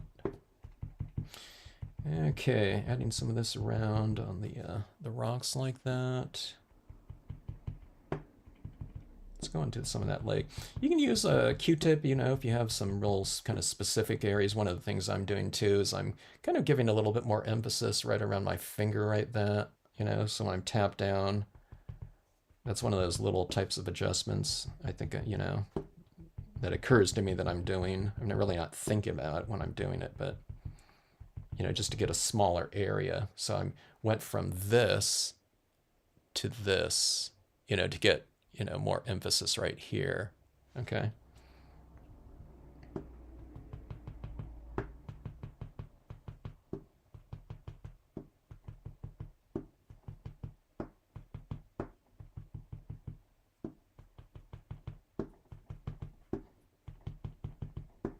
Luckily for us, I haven't heard of any type of, I haven't yet, knock on wood, like a cotton shortage.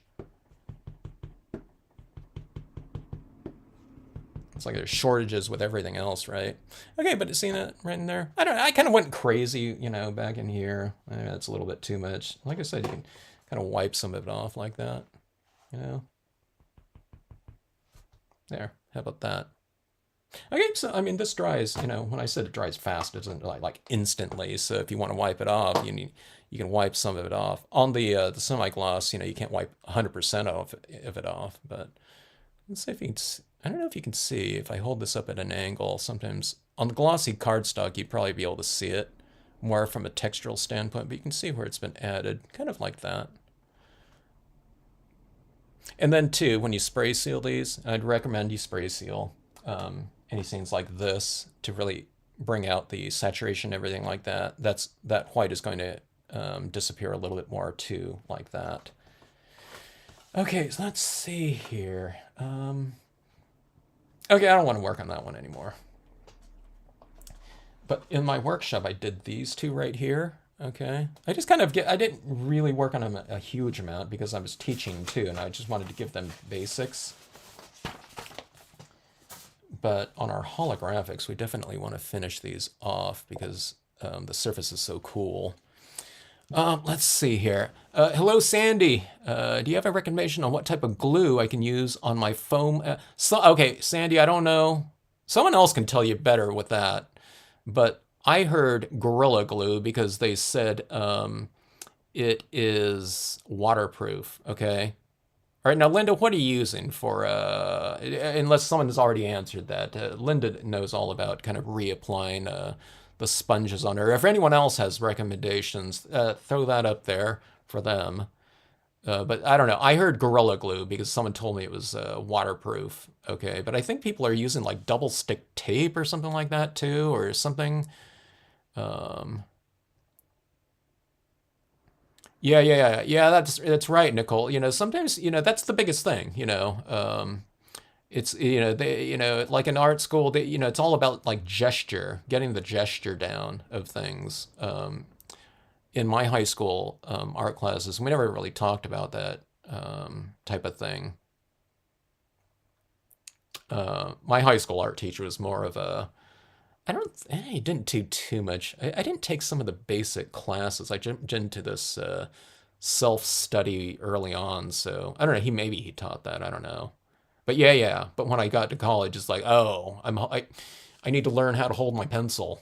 You know what I mean? It was like going back to the the basics. Okay, eyeliners, perfect applicators for fine ink work. Got it. That's cool. That's a good tip there for everyone. Colored pencils are as fun with calligraphy. White pigment ink pad out. Got to bust that white pigment ink pad out, Caroline. Okay, Caroline, if you haven't been using that white pigment ink pad, a lot of times people use their white pigment ink pad. You know what I mean? Some of those pigment inks, they can stay moist in storage. You know, maybe not if you're out in Arizona or New Mexico, right? Where it's more arid in some areas, okay? But using the right amount on your applicator is key, and just not using too much. No, my pad right here, this one right here, I keep it kind of medium dry in terms of my applications, okay? The biggest thing that people run into is they go into it like this, and they go like this, and it's blob, blob, blob, with like caked on, ink or something like that. And they'd say, oh my God, he made it look so easy. Just going like this and just going straight in there. But it's the consistency. See, my pad, I keep it kind of on the drier side on my C for cotton pad. Oh, and 100% cotton balls, okay? When using it like that, be sure you do that. And I guarantee you, when I re-ink my pad, sometimes I forget to, and it's like blobbing everywhere, okay? So kind of, think about it. I was telling my students, think about it like the sensibility is like you're applying like a dry medium. Even though pigment ink is wet and liquid, you want to think about it like almost like you're adding like a powder to the surface, because that's the type of feeling you're going for. If it's too wet, it's going to be like, adding down like a caked like paint onto there or something like that. I think about pigment inks. To me, pigment inks are like a paint. Crafter's glue, Gorilla Glue. I don't want to use the tip again, but hard to remove. Okay, craft glue. Okay, got it.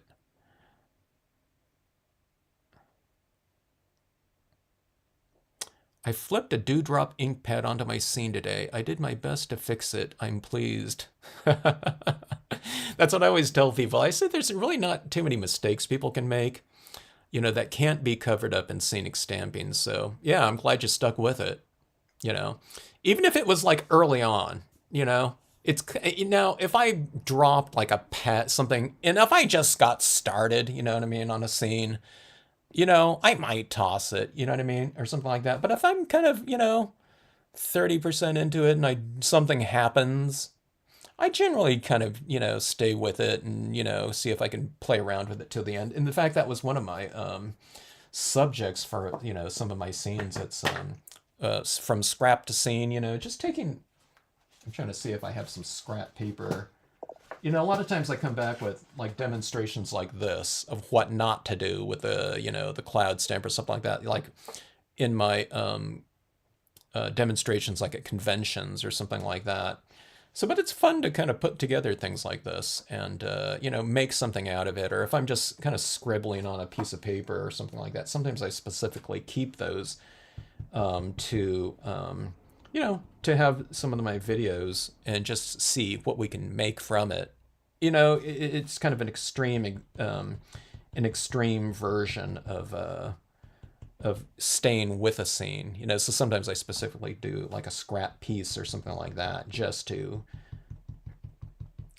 show what you can do. And you can really do it with scenic stamping because we can layer things over one another in scenic stamping. Okay, so I'm just adding a little bit more tone to this. I haven't added too much colored pencil into here, if at all, because I just didn't have time during the class. This one's the You Ink It printable vinyl that I am using specifically here. Okay, we're changing subject here a little bit, but it's the Brilliance ink, which is a water-based pigment ink. This one is where you have to use the water-based pigment ink if you're using it in this fashion like this, okay? And there's that little spot on that cabin that didn't I must have had like a piece of, like one of those little dust things on my stamp because I did 2 impressions that day and they both have that little missing spot right there.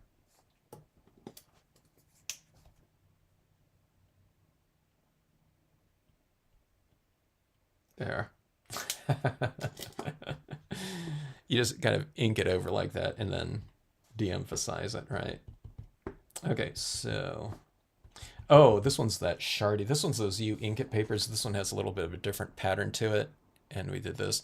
And the people that took my I was in the class with, they you really have to be a fan of the channel if you're not talking about here, but I did this scene called the glowworm cave, okay? Because I don't know, I never heard of glowworms before, and I saw a photograph of it somewhere. So I did this scene where it was glowworms, and they said, "Oh yeah, we generally we followed along. We did your glowworm scene." I'm thinking, what the you did the glowworm scene, and it just so happens that the son is a spelunker. He's like a caver hobbyist, so he's gone around the world and doing caves. So that's why she stamped that cave scene for him. Okay. What I was trying to think, why I talk about the glowworm cave? But wouldn't this be a cool texture right here for like an ice cave? So I need to do a cave, like a ice cave, using this pattern right here. I think that'd be really cool. Okay, but anyways, this one's kind of really busy right here. This is something that I did too. Do you see this cloud in the background right here? So that's that same cloud cumulus right here. It's stamped in a similar color like this, but you almost can't even see it in here because of this is so busy right here. But look at that blue cloud in there. I'll do it on this one too. Okay. But let's see right here. Oh, hello, Vintage Scrap Girl. Good to see ya. Hope you're enjoying. Here, you can stamp along with me here with your new stamps.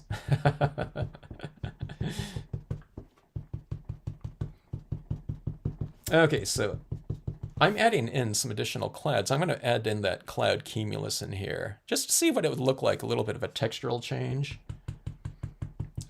Against this hard, shardy looking, like broken glass pattern, color pattern. Okay. I'm not going to block off everything. Sometimes I block off too much, and I think, oh, some of that kind of showing through the white would have been cool too. But let's just try this right here.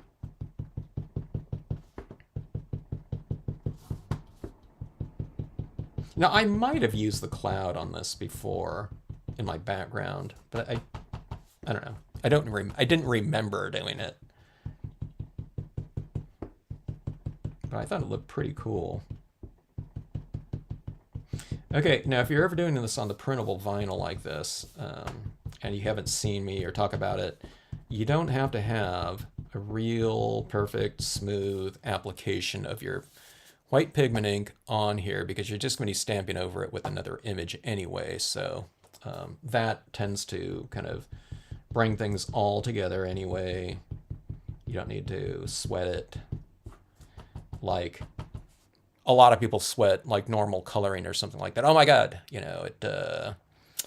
it didn't blend perfectly or something like, perfectly smooth or something like that. I can see streaks, or something like that in my or textures or something like that.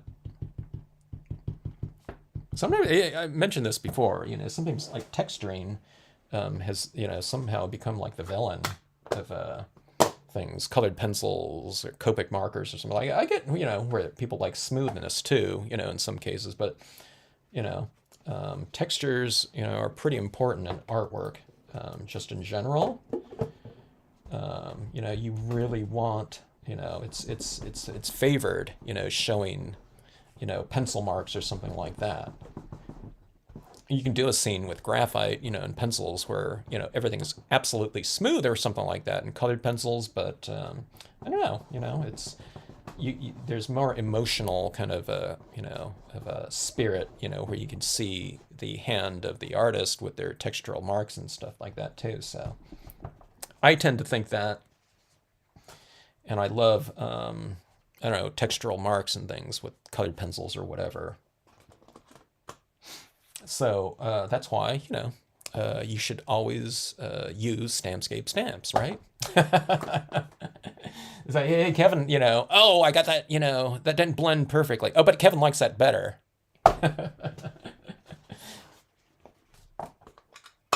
Okay, so this is, I think my blue is disintegrating. Okay, I don't know if you're going to be able to see this. This is a very light blue. Here's, the white in the background. Now it's a little bit blurry. Let me change my exposure on this a little bit. Okay, here we go. Okay, so I want to wipe off this. I don't know if I really need to because it's going up into that shardy area anyway. Okay, do you see that right there? Isn't that kind of cool? Like that? You didn't see it where it transitions up there. It just kind of blends in with that up there. So let me not wipe it off at all. Let me just stamp this right over the top like this. Now I'm going to avoid stamping that into my cabin rooftop, but you don't need to block it off too much, okay? So it gives it a little bit of a different feel to it than just straight white ink like it does down here. Now I'm going to put that white, the cloud down here, reflecting in the water. That's why I've blocked, let me see if I could show you where I blocked off. See, this is all blocked off like right around in here with the white ink, and that's where I'll use that cloud. Maybe not right underneath here, but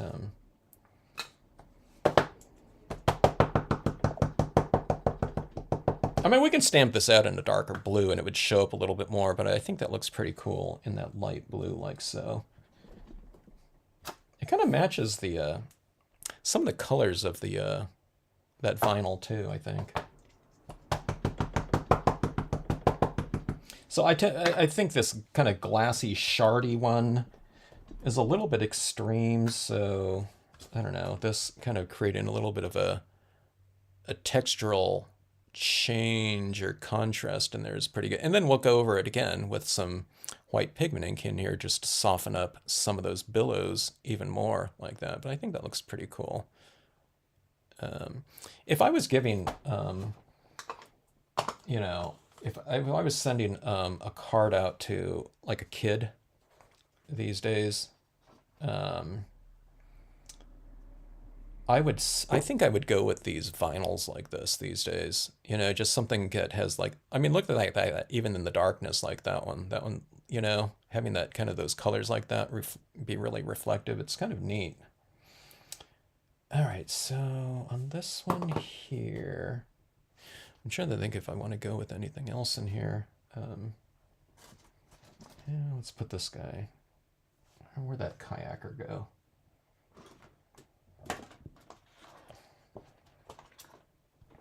A lot of these vinyls that I'm doing,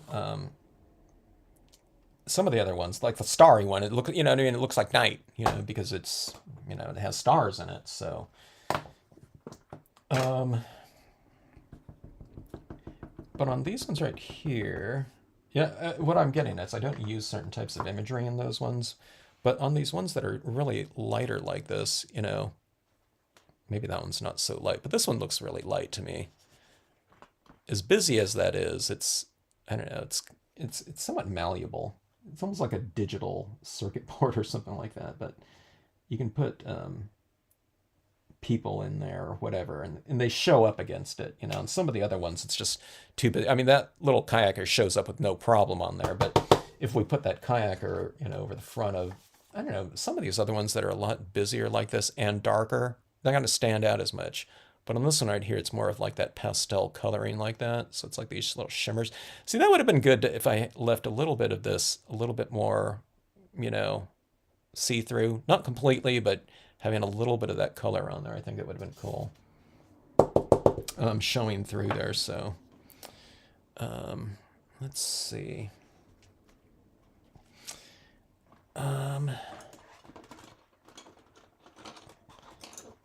Okay, so we get all that gluing kind of foam techniques answered there. Let's see. Did I say hi, Jen? Hello, Jen. So it would depend on the type of glue. Okay. I don't have a lot of different types of glues, so a lot of times people are kind of explaining to me the glue they've used on certain things, and I've, until I got that barely art glue. I was using this tube of glue like from 20 years ago. I'm not the authority on, not only most things, but hardly anything, you know. Scenic stamping, certain types of things, but when it comes to media, believe it or not, I'm kind of the last person to ask on a lot of things. That barely art glue, you know what I mean? So I didn't even, I don't think, I don't think I even knew about like glues that had that little precision kind of, pinpoint thing in there. It's like, when I saw that, it's like, oh my God, the advancements, you know, glue technology has really come a long way in the past 2 decades since I bought my last, you know, glue.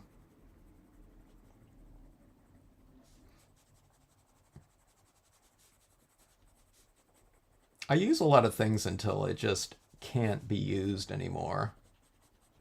Thus, crumbling Marby ink pads and such. Okay, I'm using some of this colored pencil. Even if you haven't seen me use these before, I'm not coloring printable holographic vinyl. I'm coloring the white brilliance ink that has been applied on top of this vinyl that stuck to this type of printable vinyl, really well. Okay, so if you use just a regular type of white pigment ink on top of a holographic, vinyl, it's probably not going to work. It's probably not going to adhere, okay? Because one, it would be like an oil base going onto a cardstock. So this is Brilliance water-based pigment ink on top of a printable vinyl that's made to be able to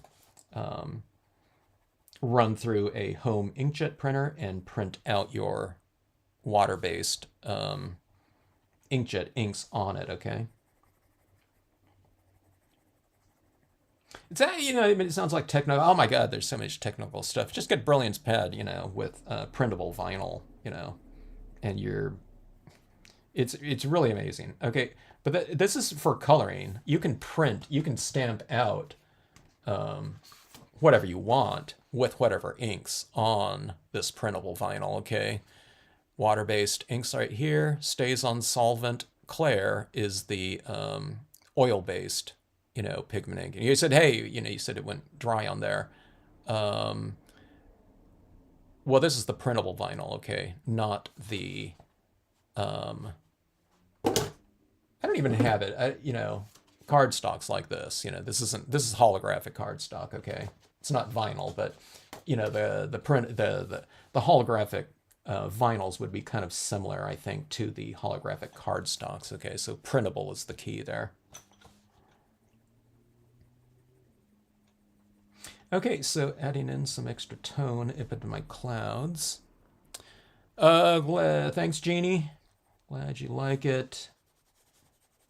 Oh, I've been liking everyone's scenes. Gosh, with the figures, Nature Set 30 stuff.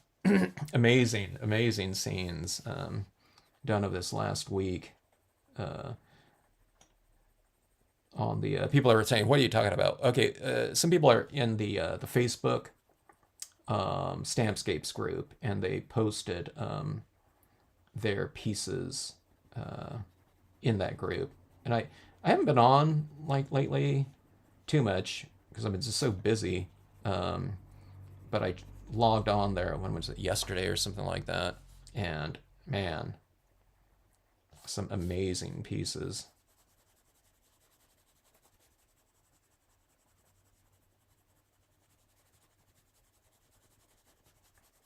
If anyone's ever wanting to join and you think, oh my God, I can't post, you know what I mean? But I hope you would, because some of my favorite pieces are by people, even like, you know, it's their first scene they've ever done. You know what I mean? Those are some of my favorite pieces to see. I mean, I like seeing all of it, right? But when we're talking about like a range of things, it's always really fun because you can watch people's evolution too. Um, of how they use the stamps, the media used. Oftentimes they're, uh, the manner in which they use media and manipulate media changes too when they start getting into scenic stamping and whatnot. And it's really great to see kind of that evolution. And inevitably, if they keep with it, and it doesn't take too long, you see their kind of like own signature style developing out of it. It's certain types of media combinations, the color choices and whatnot. Everything takes on a really kind of unique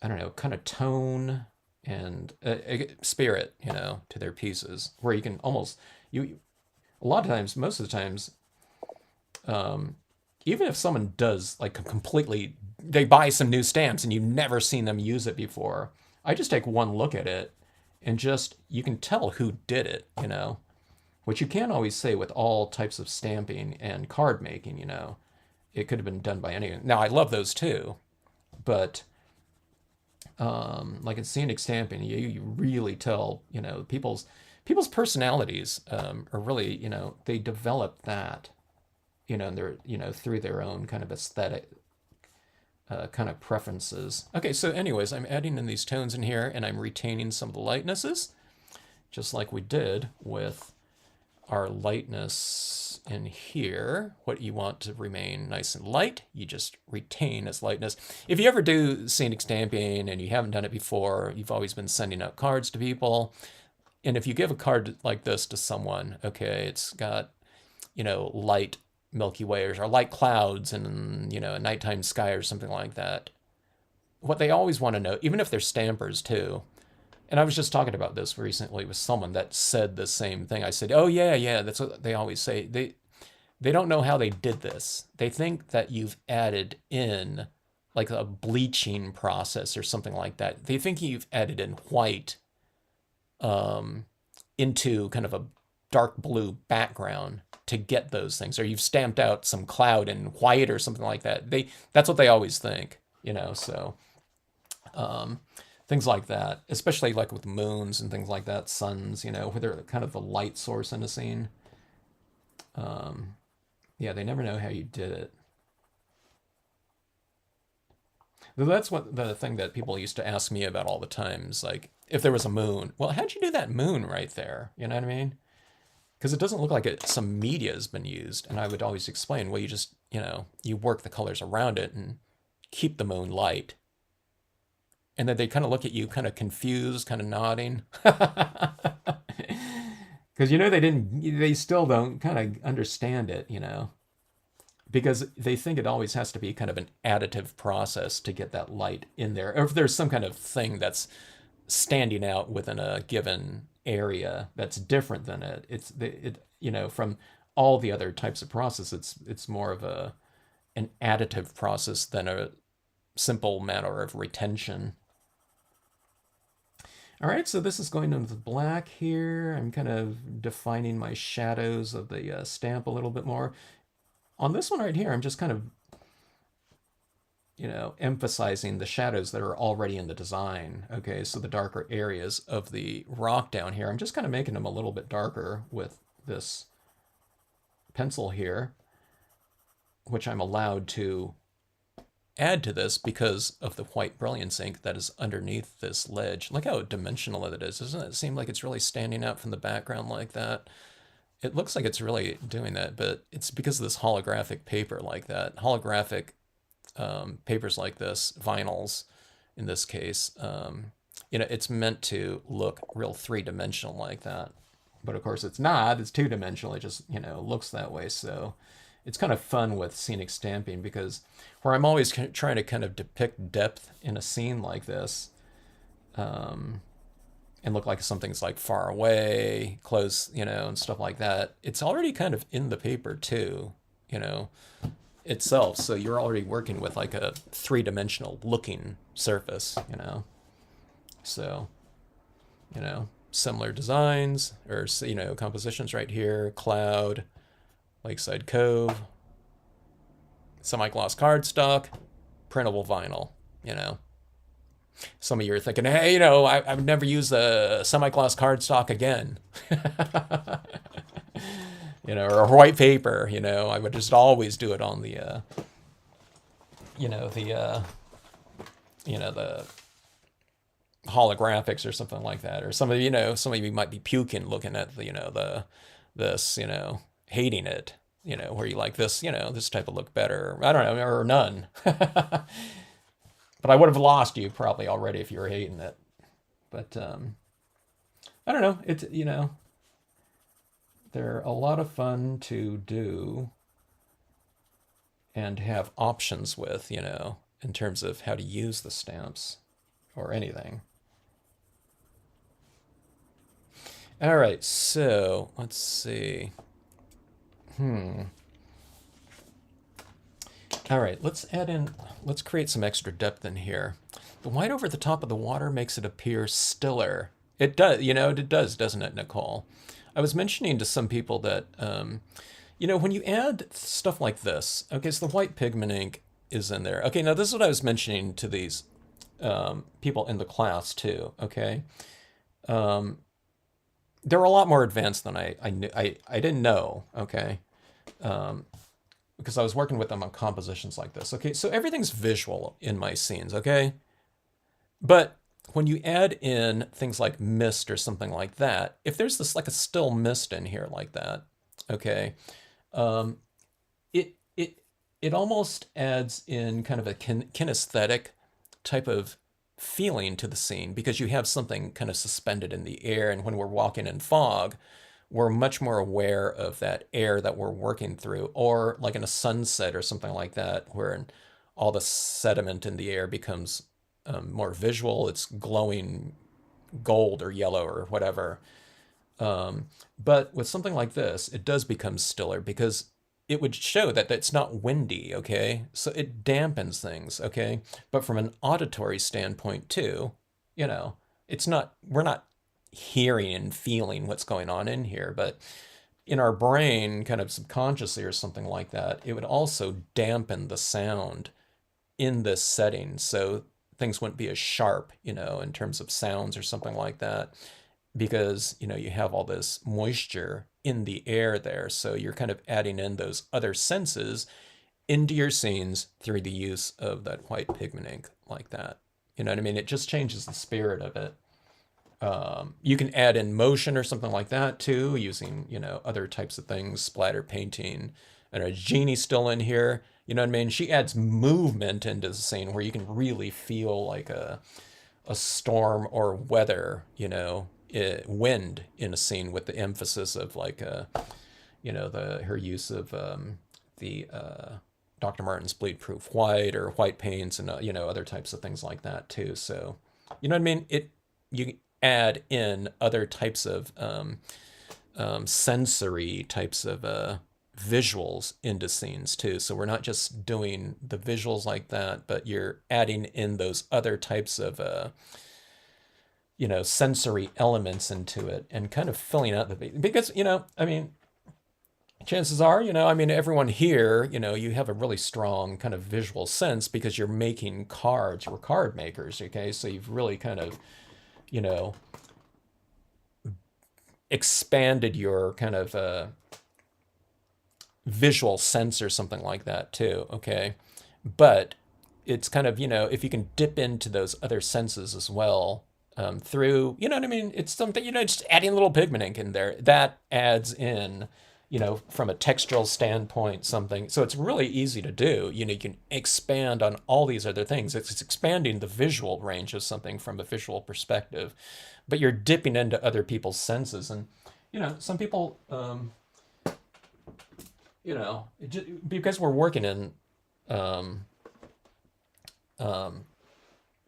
visual things like this, you know, we don't have eyes. It'd be hard to stamp, you know, without our eyesight. But like my strongest sense is kinesthetic. I'm into touch and feel. So oftentimes I'm trying to go for all these textural types of things. Some people are, you know, you might also love music and things like that. So from an auditory perspective, you can add in, you know, more of those auditory types of elements into a scene, you know, or nature. You know what I mean? Nature is really conducive for that. You can do that in other things too, but um, I don't know. You can think about all those types of things like that. Sometimes a lot of people aren't kind of aware of kind of what their strongest sense is. And just because you're strong in one sense doesn't mean, oh, I'm visual, or well, you can be visual too. It doesn't mean that you lost, it doesn't mean that you're weak in everything else, you know. So,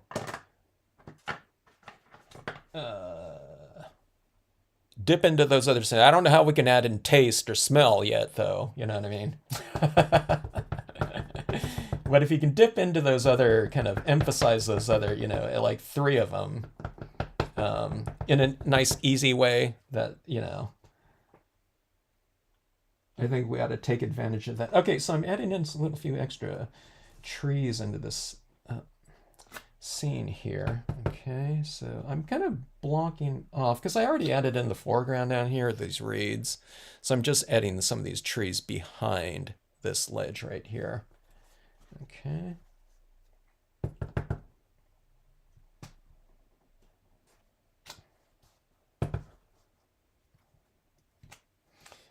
All right, so we have something like this. It kind of, re-emphasizes the, I don't know, the trees being, alongside this water right here. We need a quote stamp or something up here, I think. It's I don't know, it's kind of open for something else. Okay, now see this one right here. We already have these trees down here, but you see, I stamped all these out in black dye-based ink. Let's see if we can add in some extra depth here using a pigment ink, or you can use a StazOn or something like that to get extra depth here. I mean, I don't think I would do it on this one because everything is like really mellow here. But if you wanted to, you can do something like have a scene like this, then you stamp these out in your pigment ink, and then you clear emboss it where you have some trees that are really standing out with some extra depth. They'd be like physically standing out too, just because they are so dimensional. Okay, I'm not going to add in. Usually when I go in with some foreground elements, I go in with a little bit less in terms of quantity, but see how that stands out right in that foreground space like that. For extra depth.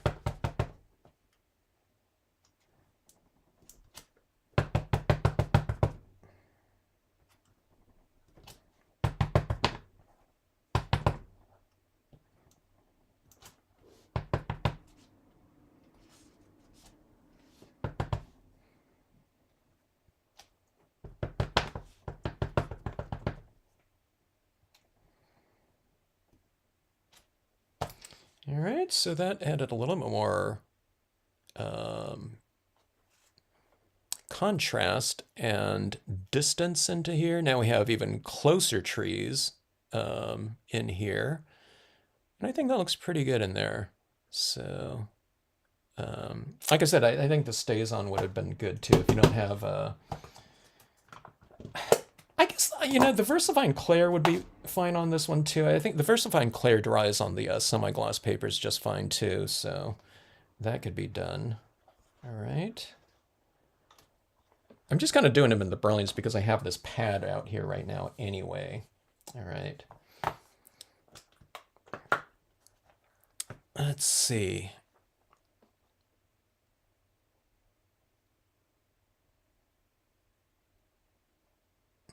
Yeah, those stylus tools were, that was a big, that was a big loss. It wasn't just the stylus tools, just ClearSnap in general.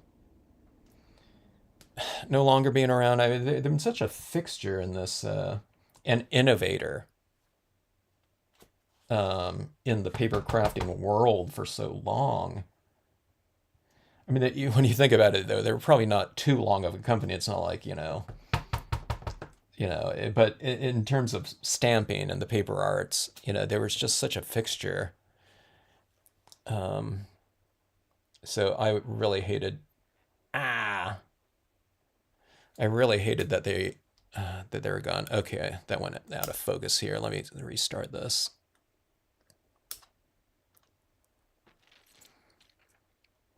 But yeah, it was time to, for me, darn it, my camera just can't. It's this software. I found that this thing is, my lens and that camera can still focus in no problem, but when it's running it through these streams, it just has a limitation when it comes to that.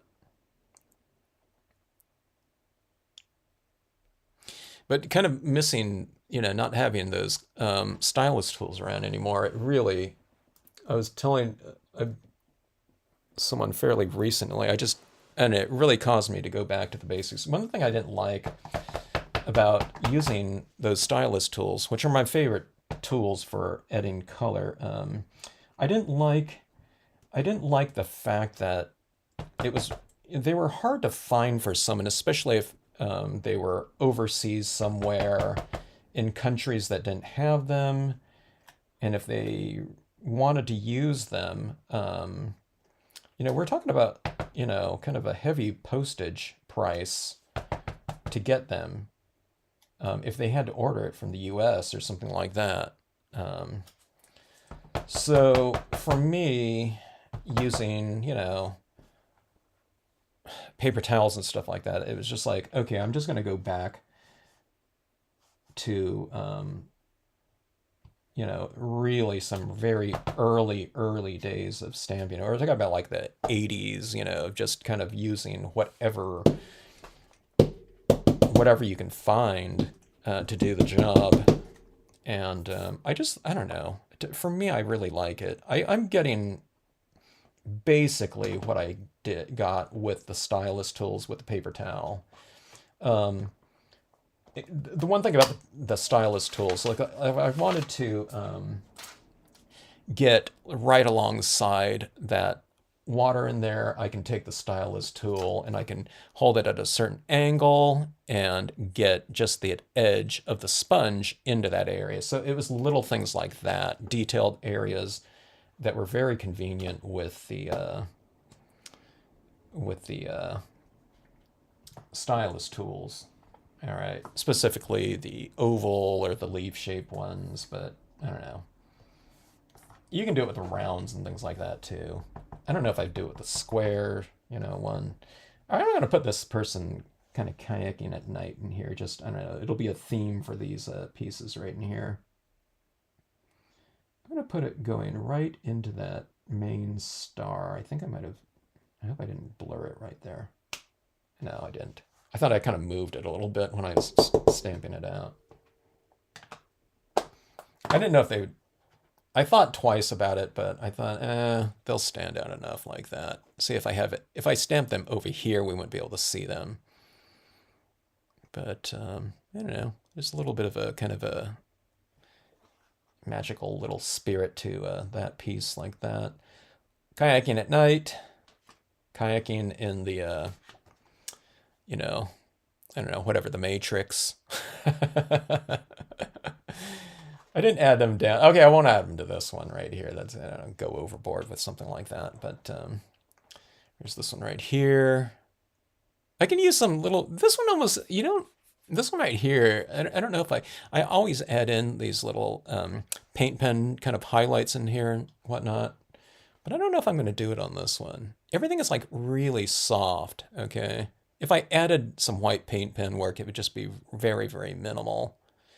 But everything kind of has a little bit of a softer kind of feel to it in terms of the lighting in here. All right, this one right here, there's already kind of some sharper areas, and I think it would be cool to have a little bit of highlights here and there on this one. Or I can add in some, one of the things that would be kind of cool is to add in some crystals or something like that in here. Maybe we'll do that in that little Milky Way area, just because it's a little bit different. I don't know if it's going to look good or anything like that, but we're emphasizing this little area down in here and the sky being down in the reflected area. But let's do that right here. Let's take some of the clear crystals, just some crafting glue. The crafting glue definitely went up in price than 2 decades ago.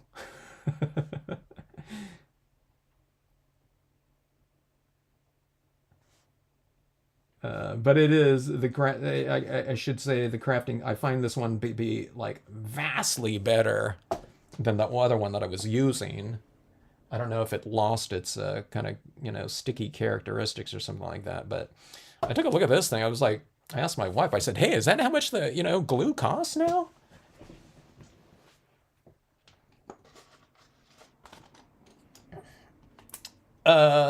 But I don't know. The way I use this stuff, I don't know. I think that's like 20 years worth.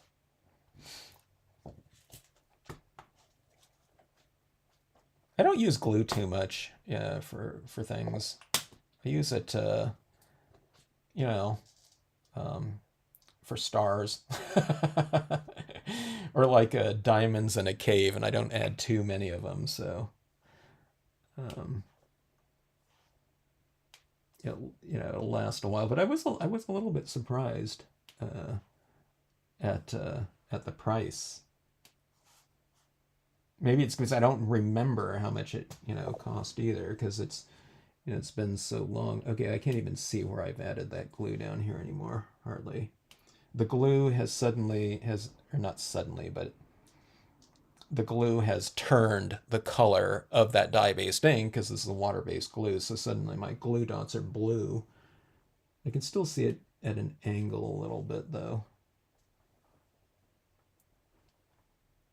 Okay, this is another thing too. If I'm giving, I think if I'm giving like a card to a kid again, you know, we want to add in as much kind of visual kind of volume as possible. So I think something like these little diamonds on top of, these crystals on top of like the holographic thing. Like if you have them like sparkling down here, I think I would do that. I would just add in like, or as I keep mentioning all the time in my videos, I would do something like this. I would add in sparkles like that. If it was a nighttime type of sky or whatever, it doesn't have to be, but and then I think I would add in over the top of this, I would add in these dots of my glow in the dark glue like this, or I'd put it on some of these um, rocks in here. I'm pointing at this, but maybe this something like this would be even more dynamic. But you use something like this and you paint on some glow in the dark on tops of your rocks or something like that. So a couple spots in the sky or something like that. So that when the kid turns off the light, you know what I mean, they might take this, and put it on next to their bed or something like that.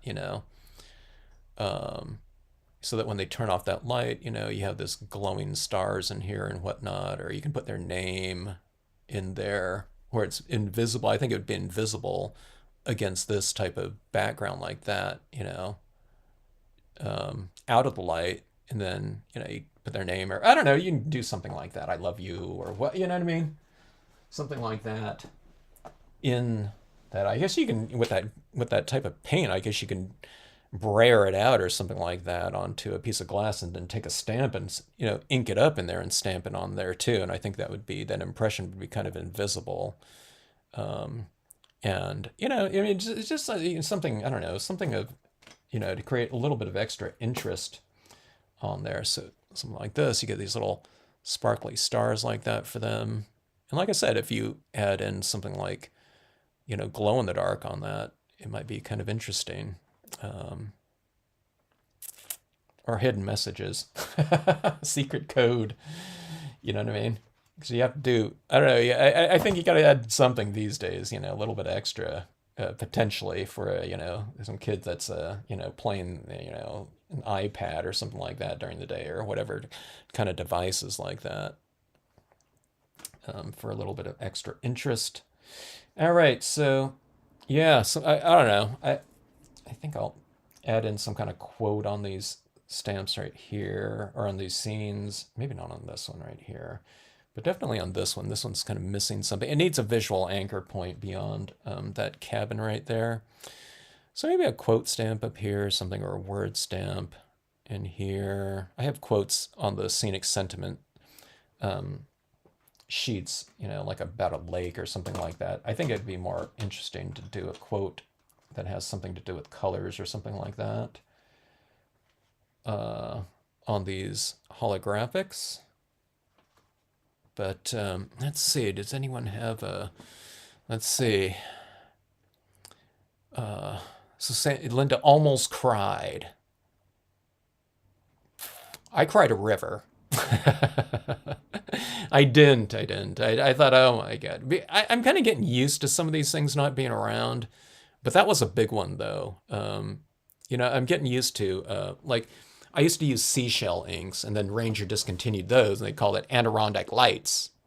Okay. Well, they didn't discontinue, they changed the name of it. So, and then Adirondacks were all gone, you know what I mean? And there were some other things too that were around. Well, the Marvy things, you know, were kind of teetering, you know, and those things kind of went out years ago. So, okay, let me see. Vintage Scrap Deal, the store that locally sells donated and discontinued craft supplies, and I see the stylus pads often. Oh, you can. Wow. Now that's a big one there. Someone remembers someone was posting all those photos of some store. It was like a. I mentioned it in another live stream. Someone had a. It was like a. It was like a.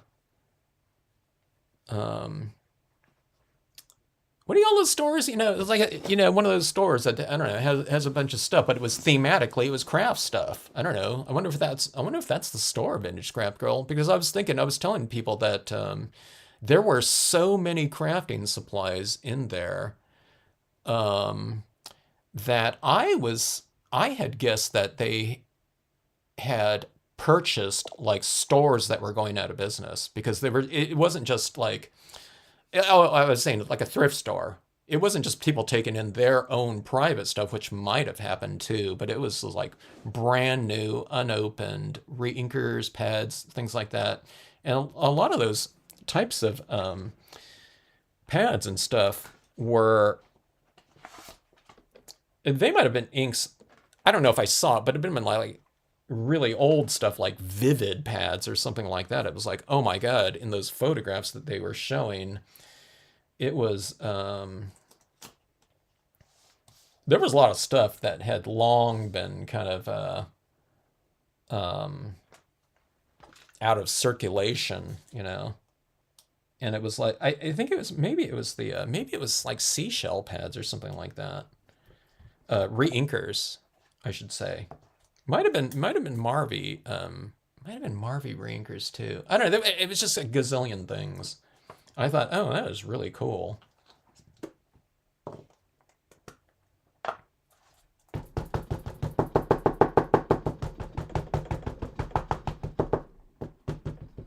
So Vintage Scrap Girl, you might go and buy them all out. Because they're like gold now. Okay, I'm going to stamp out this. I'm going to make something out of this scene right here. I don't know, I should stamp something more than trees, but I don't want to spend too much more time on this stream. I think we've achieved a pretty good kind of final result on most of these pieces right here. I don't know, I should have done something with a different color scheme, you know, other than blues here or something like that. But this one's a little bit different. This is like a little bit of warm. I got so much glare. I don't know why this one, I can't, it's hard to show this one. There's so much glare coming off of it for some reason. I don't know why. It's not even, you know, it's not like a glossy cardstock or anything like that. When I'm looking up at the screen, everything else is pretty much as is, but I don't know. Okay, and okay, I should have added in the white pigment ink before that. I'm gonna just go with one impression of this right there in the corner. I should have a flock of birds or something like that flying across the sky in here. But that's interesting though about that store. But there's been a lot of, I mean, like, there's not a lot of stores out there anymore, and there were a decent amount of them. So I mean, all those supplies went somewhere. Somewhere. Does anyone remember if anyone's on Facebook? I added this link one time. I was kind of scanning around the YouTube. I don't know. It came up on my feed, but there was somebody that they were one of those people that I think bought out like storage lockers or something like that. I think, and I think it was in Oregon.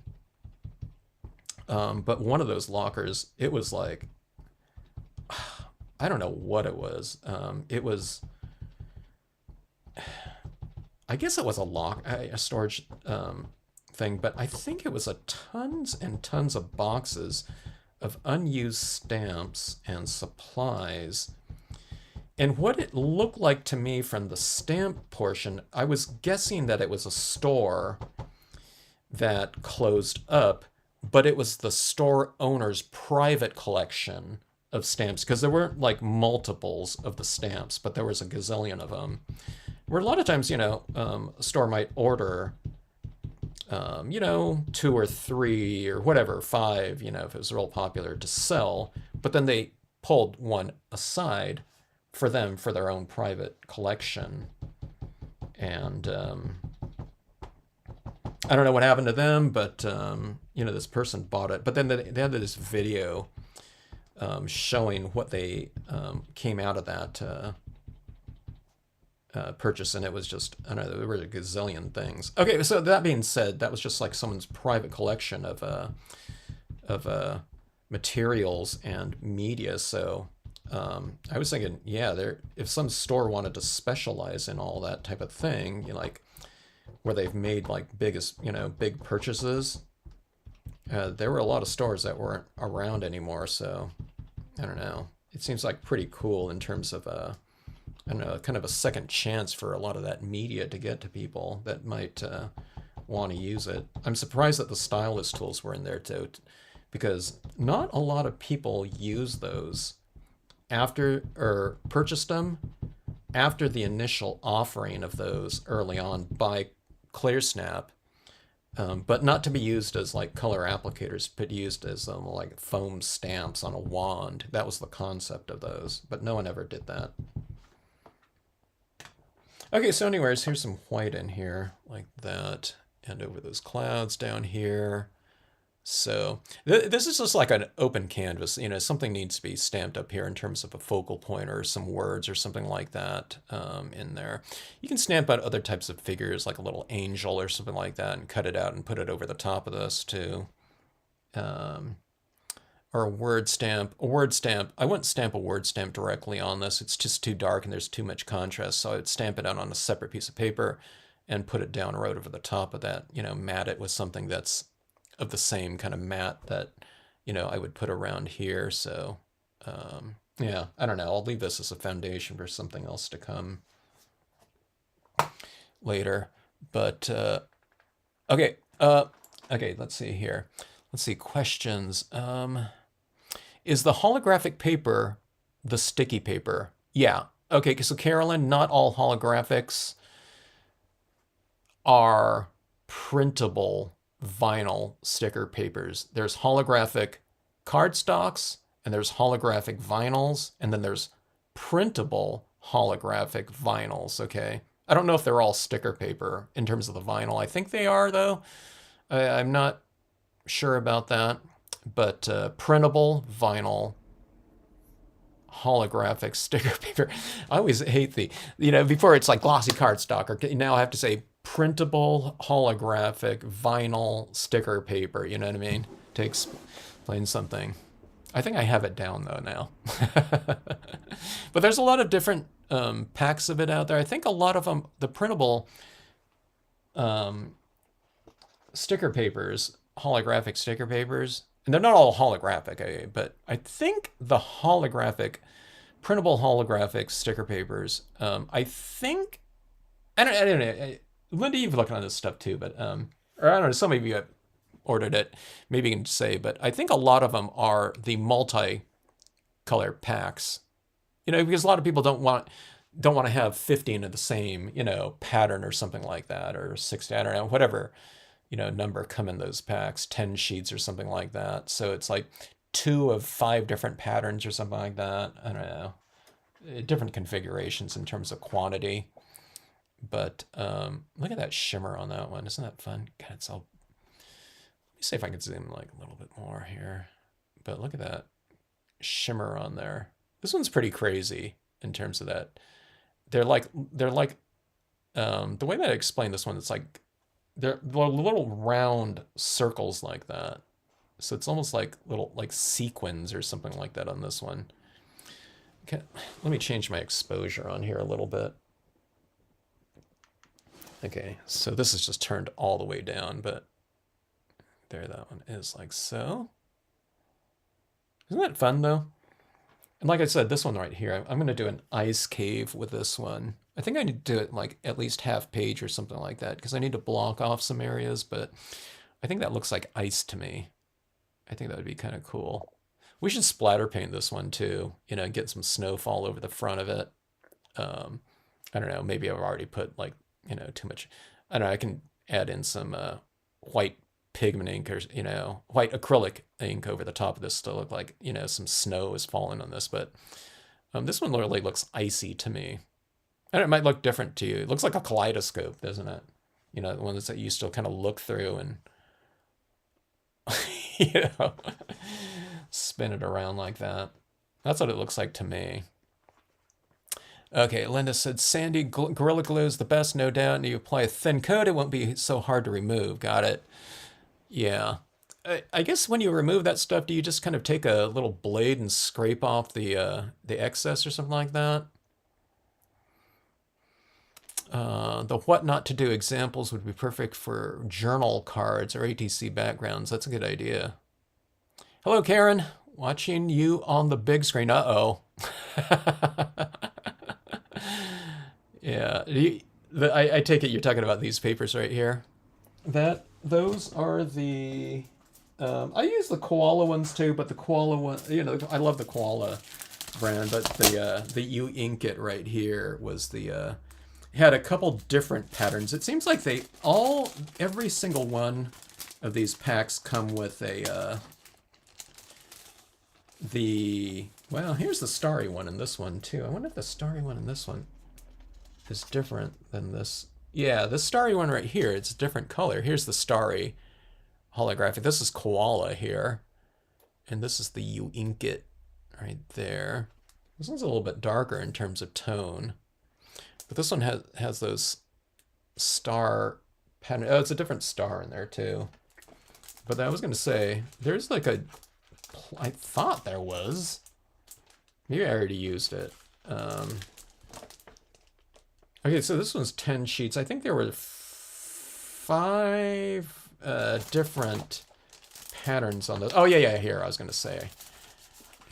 Every one of them comes with just the straight, non-patterned holographic like that. Look at all my creases in there. You can really see those creases. But when you stamp on top of it, you can't see them at all. But yeah, they're all like 10 sheets or something like that, multicolor, multi-patterned or something like that. There might be, I think that the plain holographic you can get in its own pack, 10 sheets of one surface. But I think as far as these kind of funkier ones like this and this one, I think they're all in the multi-packs.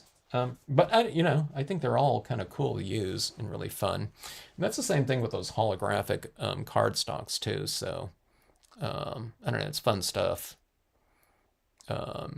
Let's see.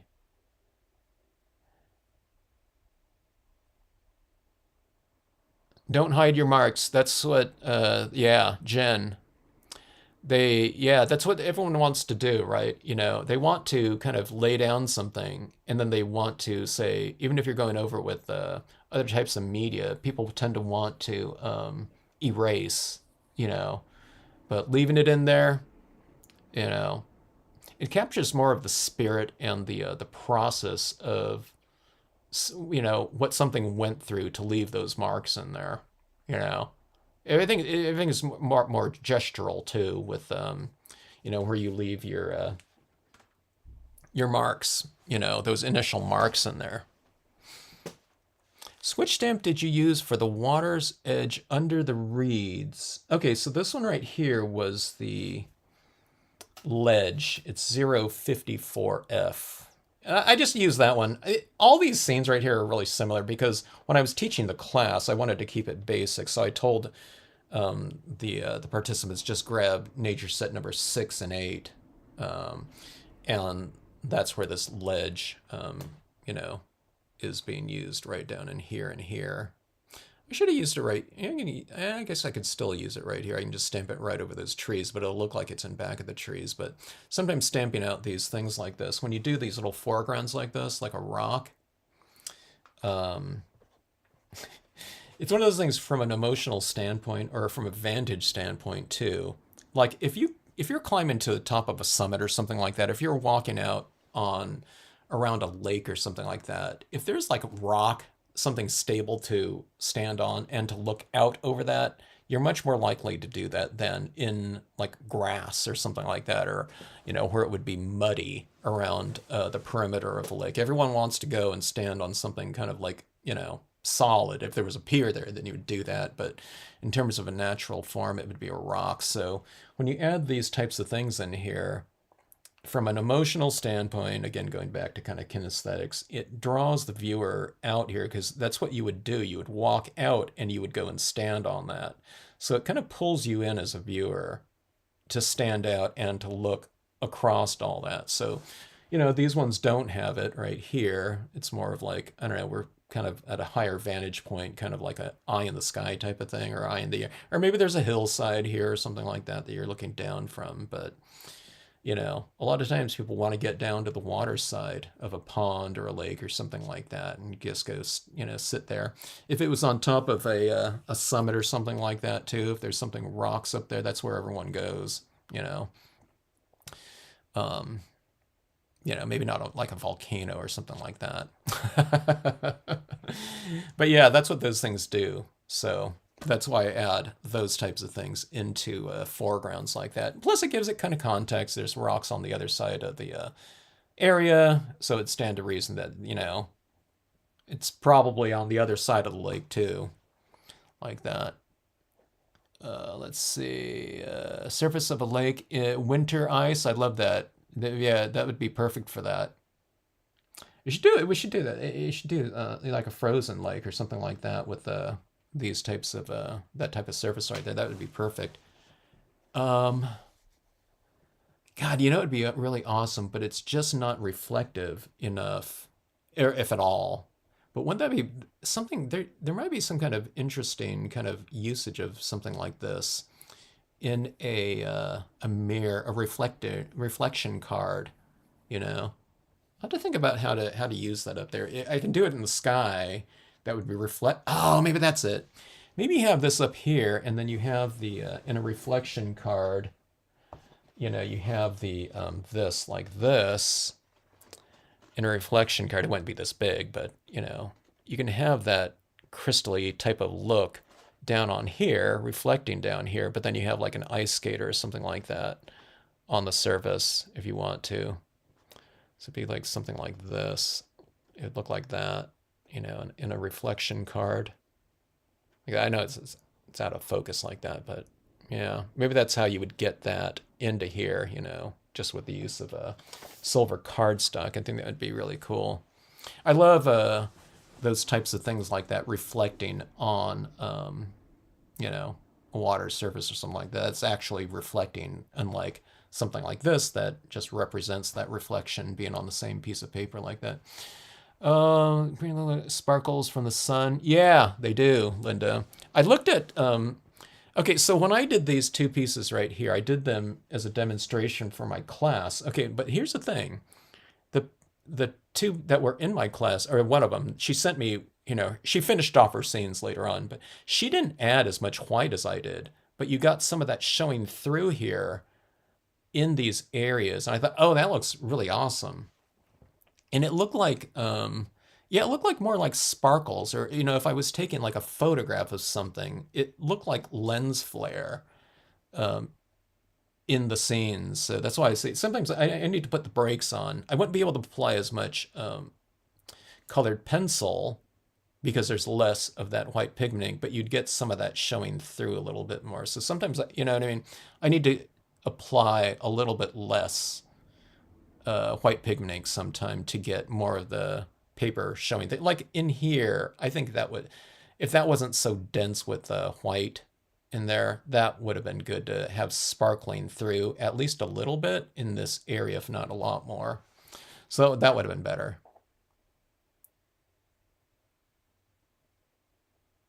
I'm working on mine now. I only have vision in one eye at the moment. Ah, got it.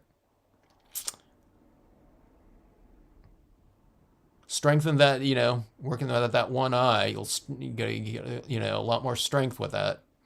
Um, that one eye, though, you're not colorblind too, right?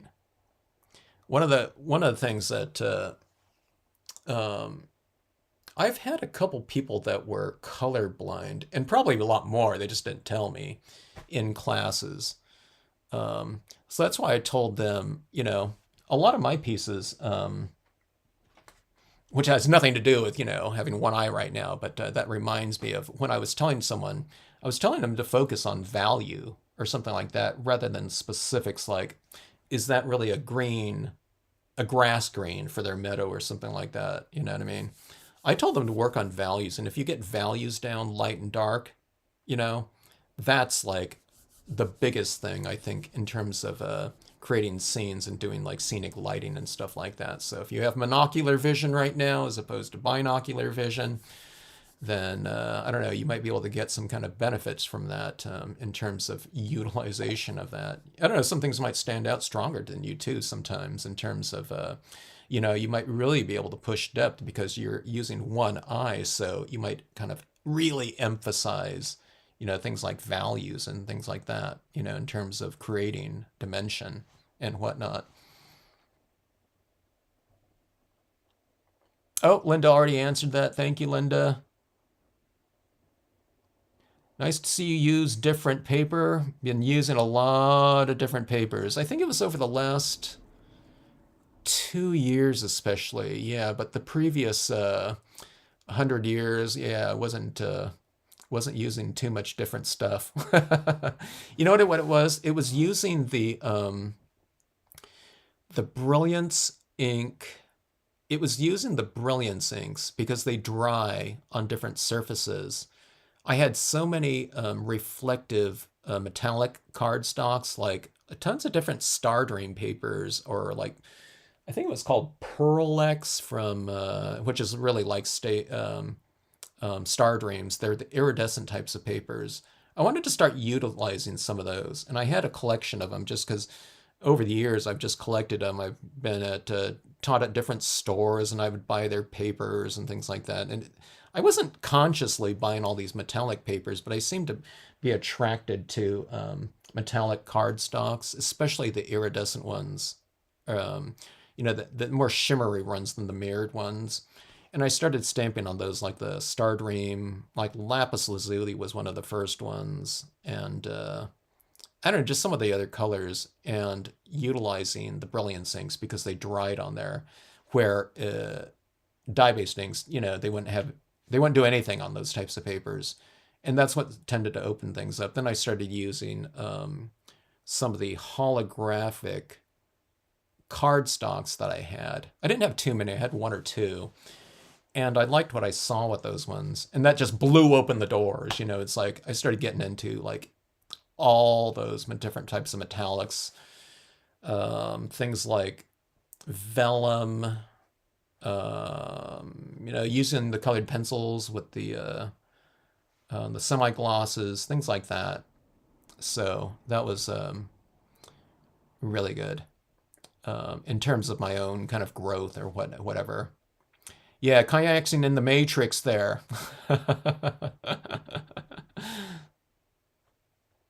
uh, yeah, yeah. My new glue, for some reason, works better than the one 2 decades old. I wonder if I kept that other glue. Yeah, it was this one right here that I was always using, and I use that pin there to I think, oh, I was adding a dab of this glue down like this, and then I was taking this pin here. People wondered, what do you have that in there for? Well, I'd take this, and I would take this, and I would dab in those little dots, okay, to get it in a very specific area, because this glue is giving me a big blob, and I just didn't know about this kind of this detailed, pinhole kind of precision applicator like that, that I don't know. I'm guessing NASA, developed that or something like that.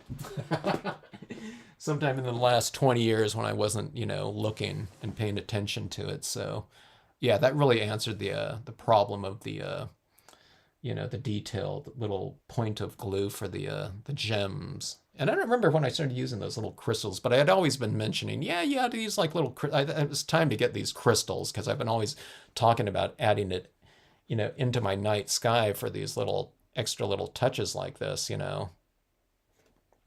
Finally got around to doing that. I figured, okay, we're just blasting the doors open in terms of different types of media, so we might as well get into different types of, or surfaces, might as well get into all those different types of things that I'm kind of theorizing about, but just haven't gotten around to using. So, after I bought those clear crystals, I have some amethyst ones, the amethyst ones and the blue ones.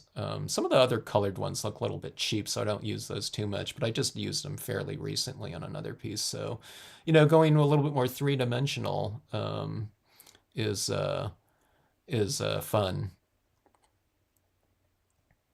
Yeah, I haven't been so much of a card maker. I'm making a lot more cards these days, though, because I wanted to, when you format your scenes into cards, they just look better, So I've been doing a lot more of that lately.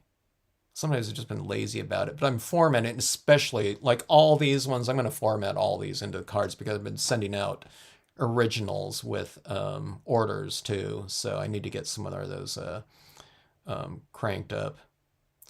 The silver gem. Yeah, these ones are silver. These ones are the clear gems here, Caroline, but they do have that little mirrored base to them. I think I don't have the silver gems, but I do have the gold ones because I wanted to do, when I was doing those cave scenes, I don't know if I've done it yet with those gold ones, but wherever they are, I don't know where they went. I thought I got them. I'm sure I got them. I don't know, they're around here somewhere. I want to do like little gold, like in a cave type of thing. Thanks, Jeannie. The Star Metro recreate in Rockland. Got it. This is Saturday mornings. This is Stampscapes. Thanks so much. Okay, not colorblind. Okay, you got the one eye. Good. Yeah, I hope that can be fixed there, Kathy. But strengthen that that eye that you can see through, and develop that, One time, one of my teachers was asking one of the kids he was my advanced life drawing teacher.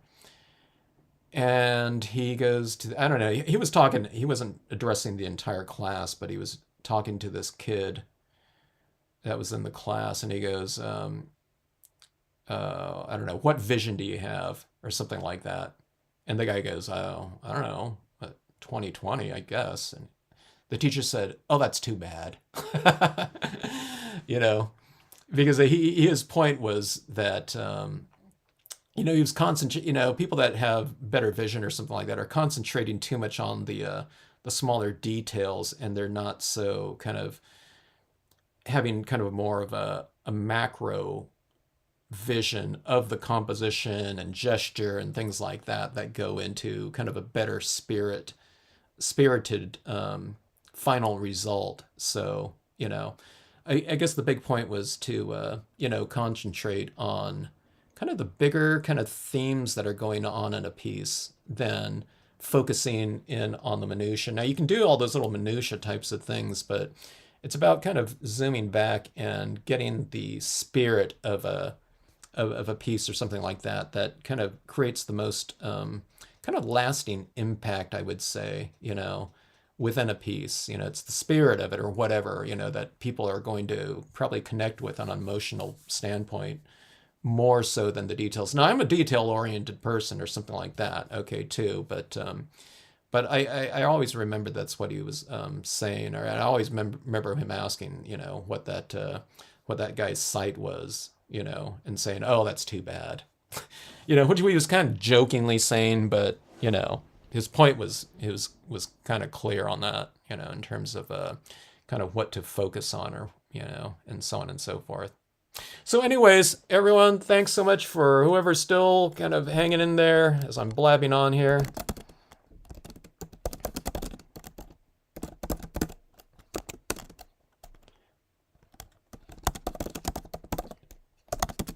Thanks for joining in, and hope you enjoyed it.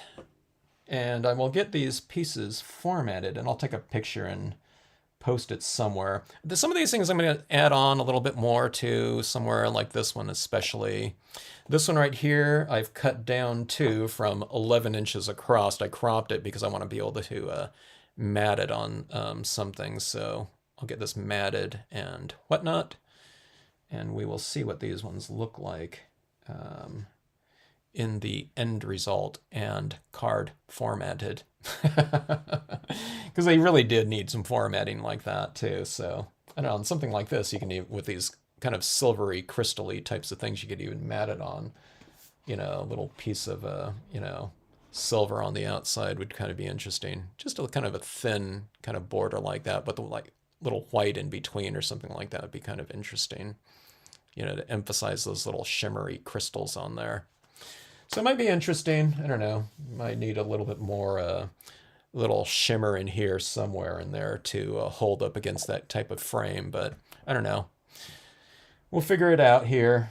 And if anyone has any questions, in terms of whatever was used on here, drop me a note in the comment section or email me or whatnot, and we'll get that answered for you. Yeah. So anyways, have a great rest of day. If you're in Australia, and a great rest of night, maybe, wherever, North America or whatever. All right. Good night, everyone. Thanks again.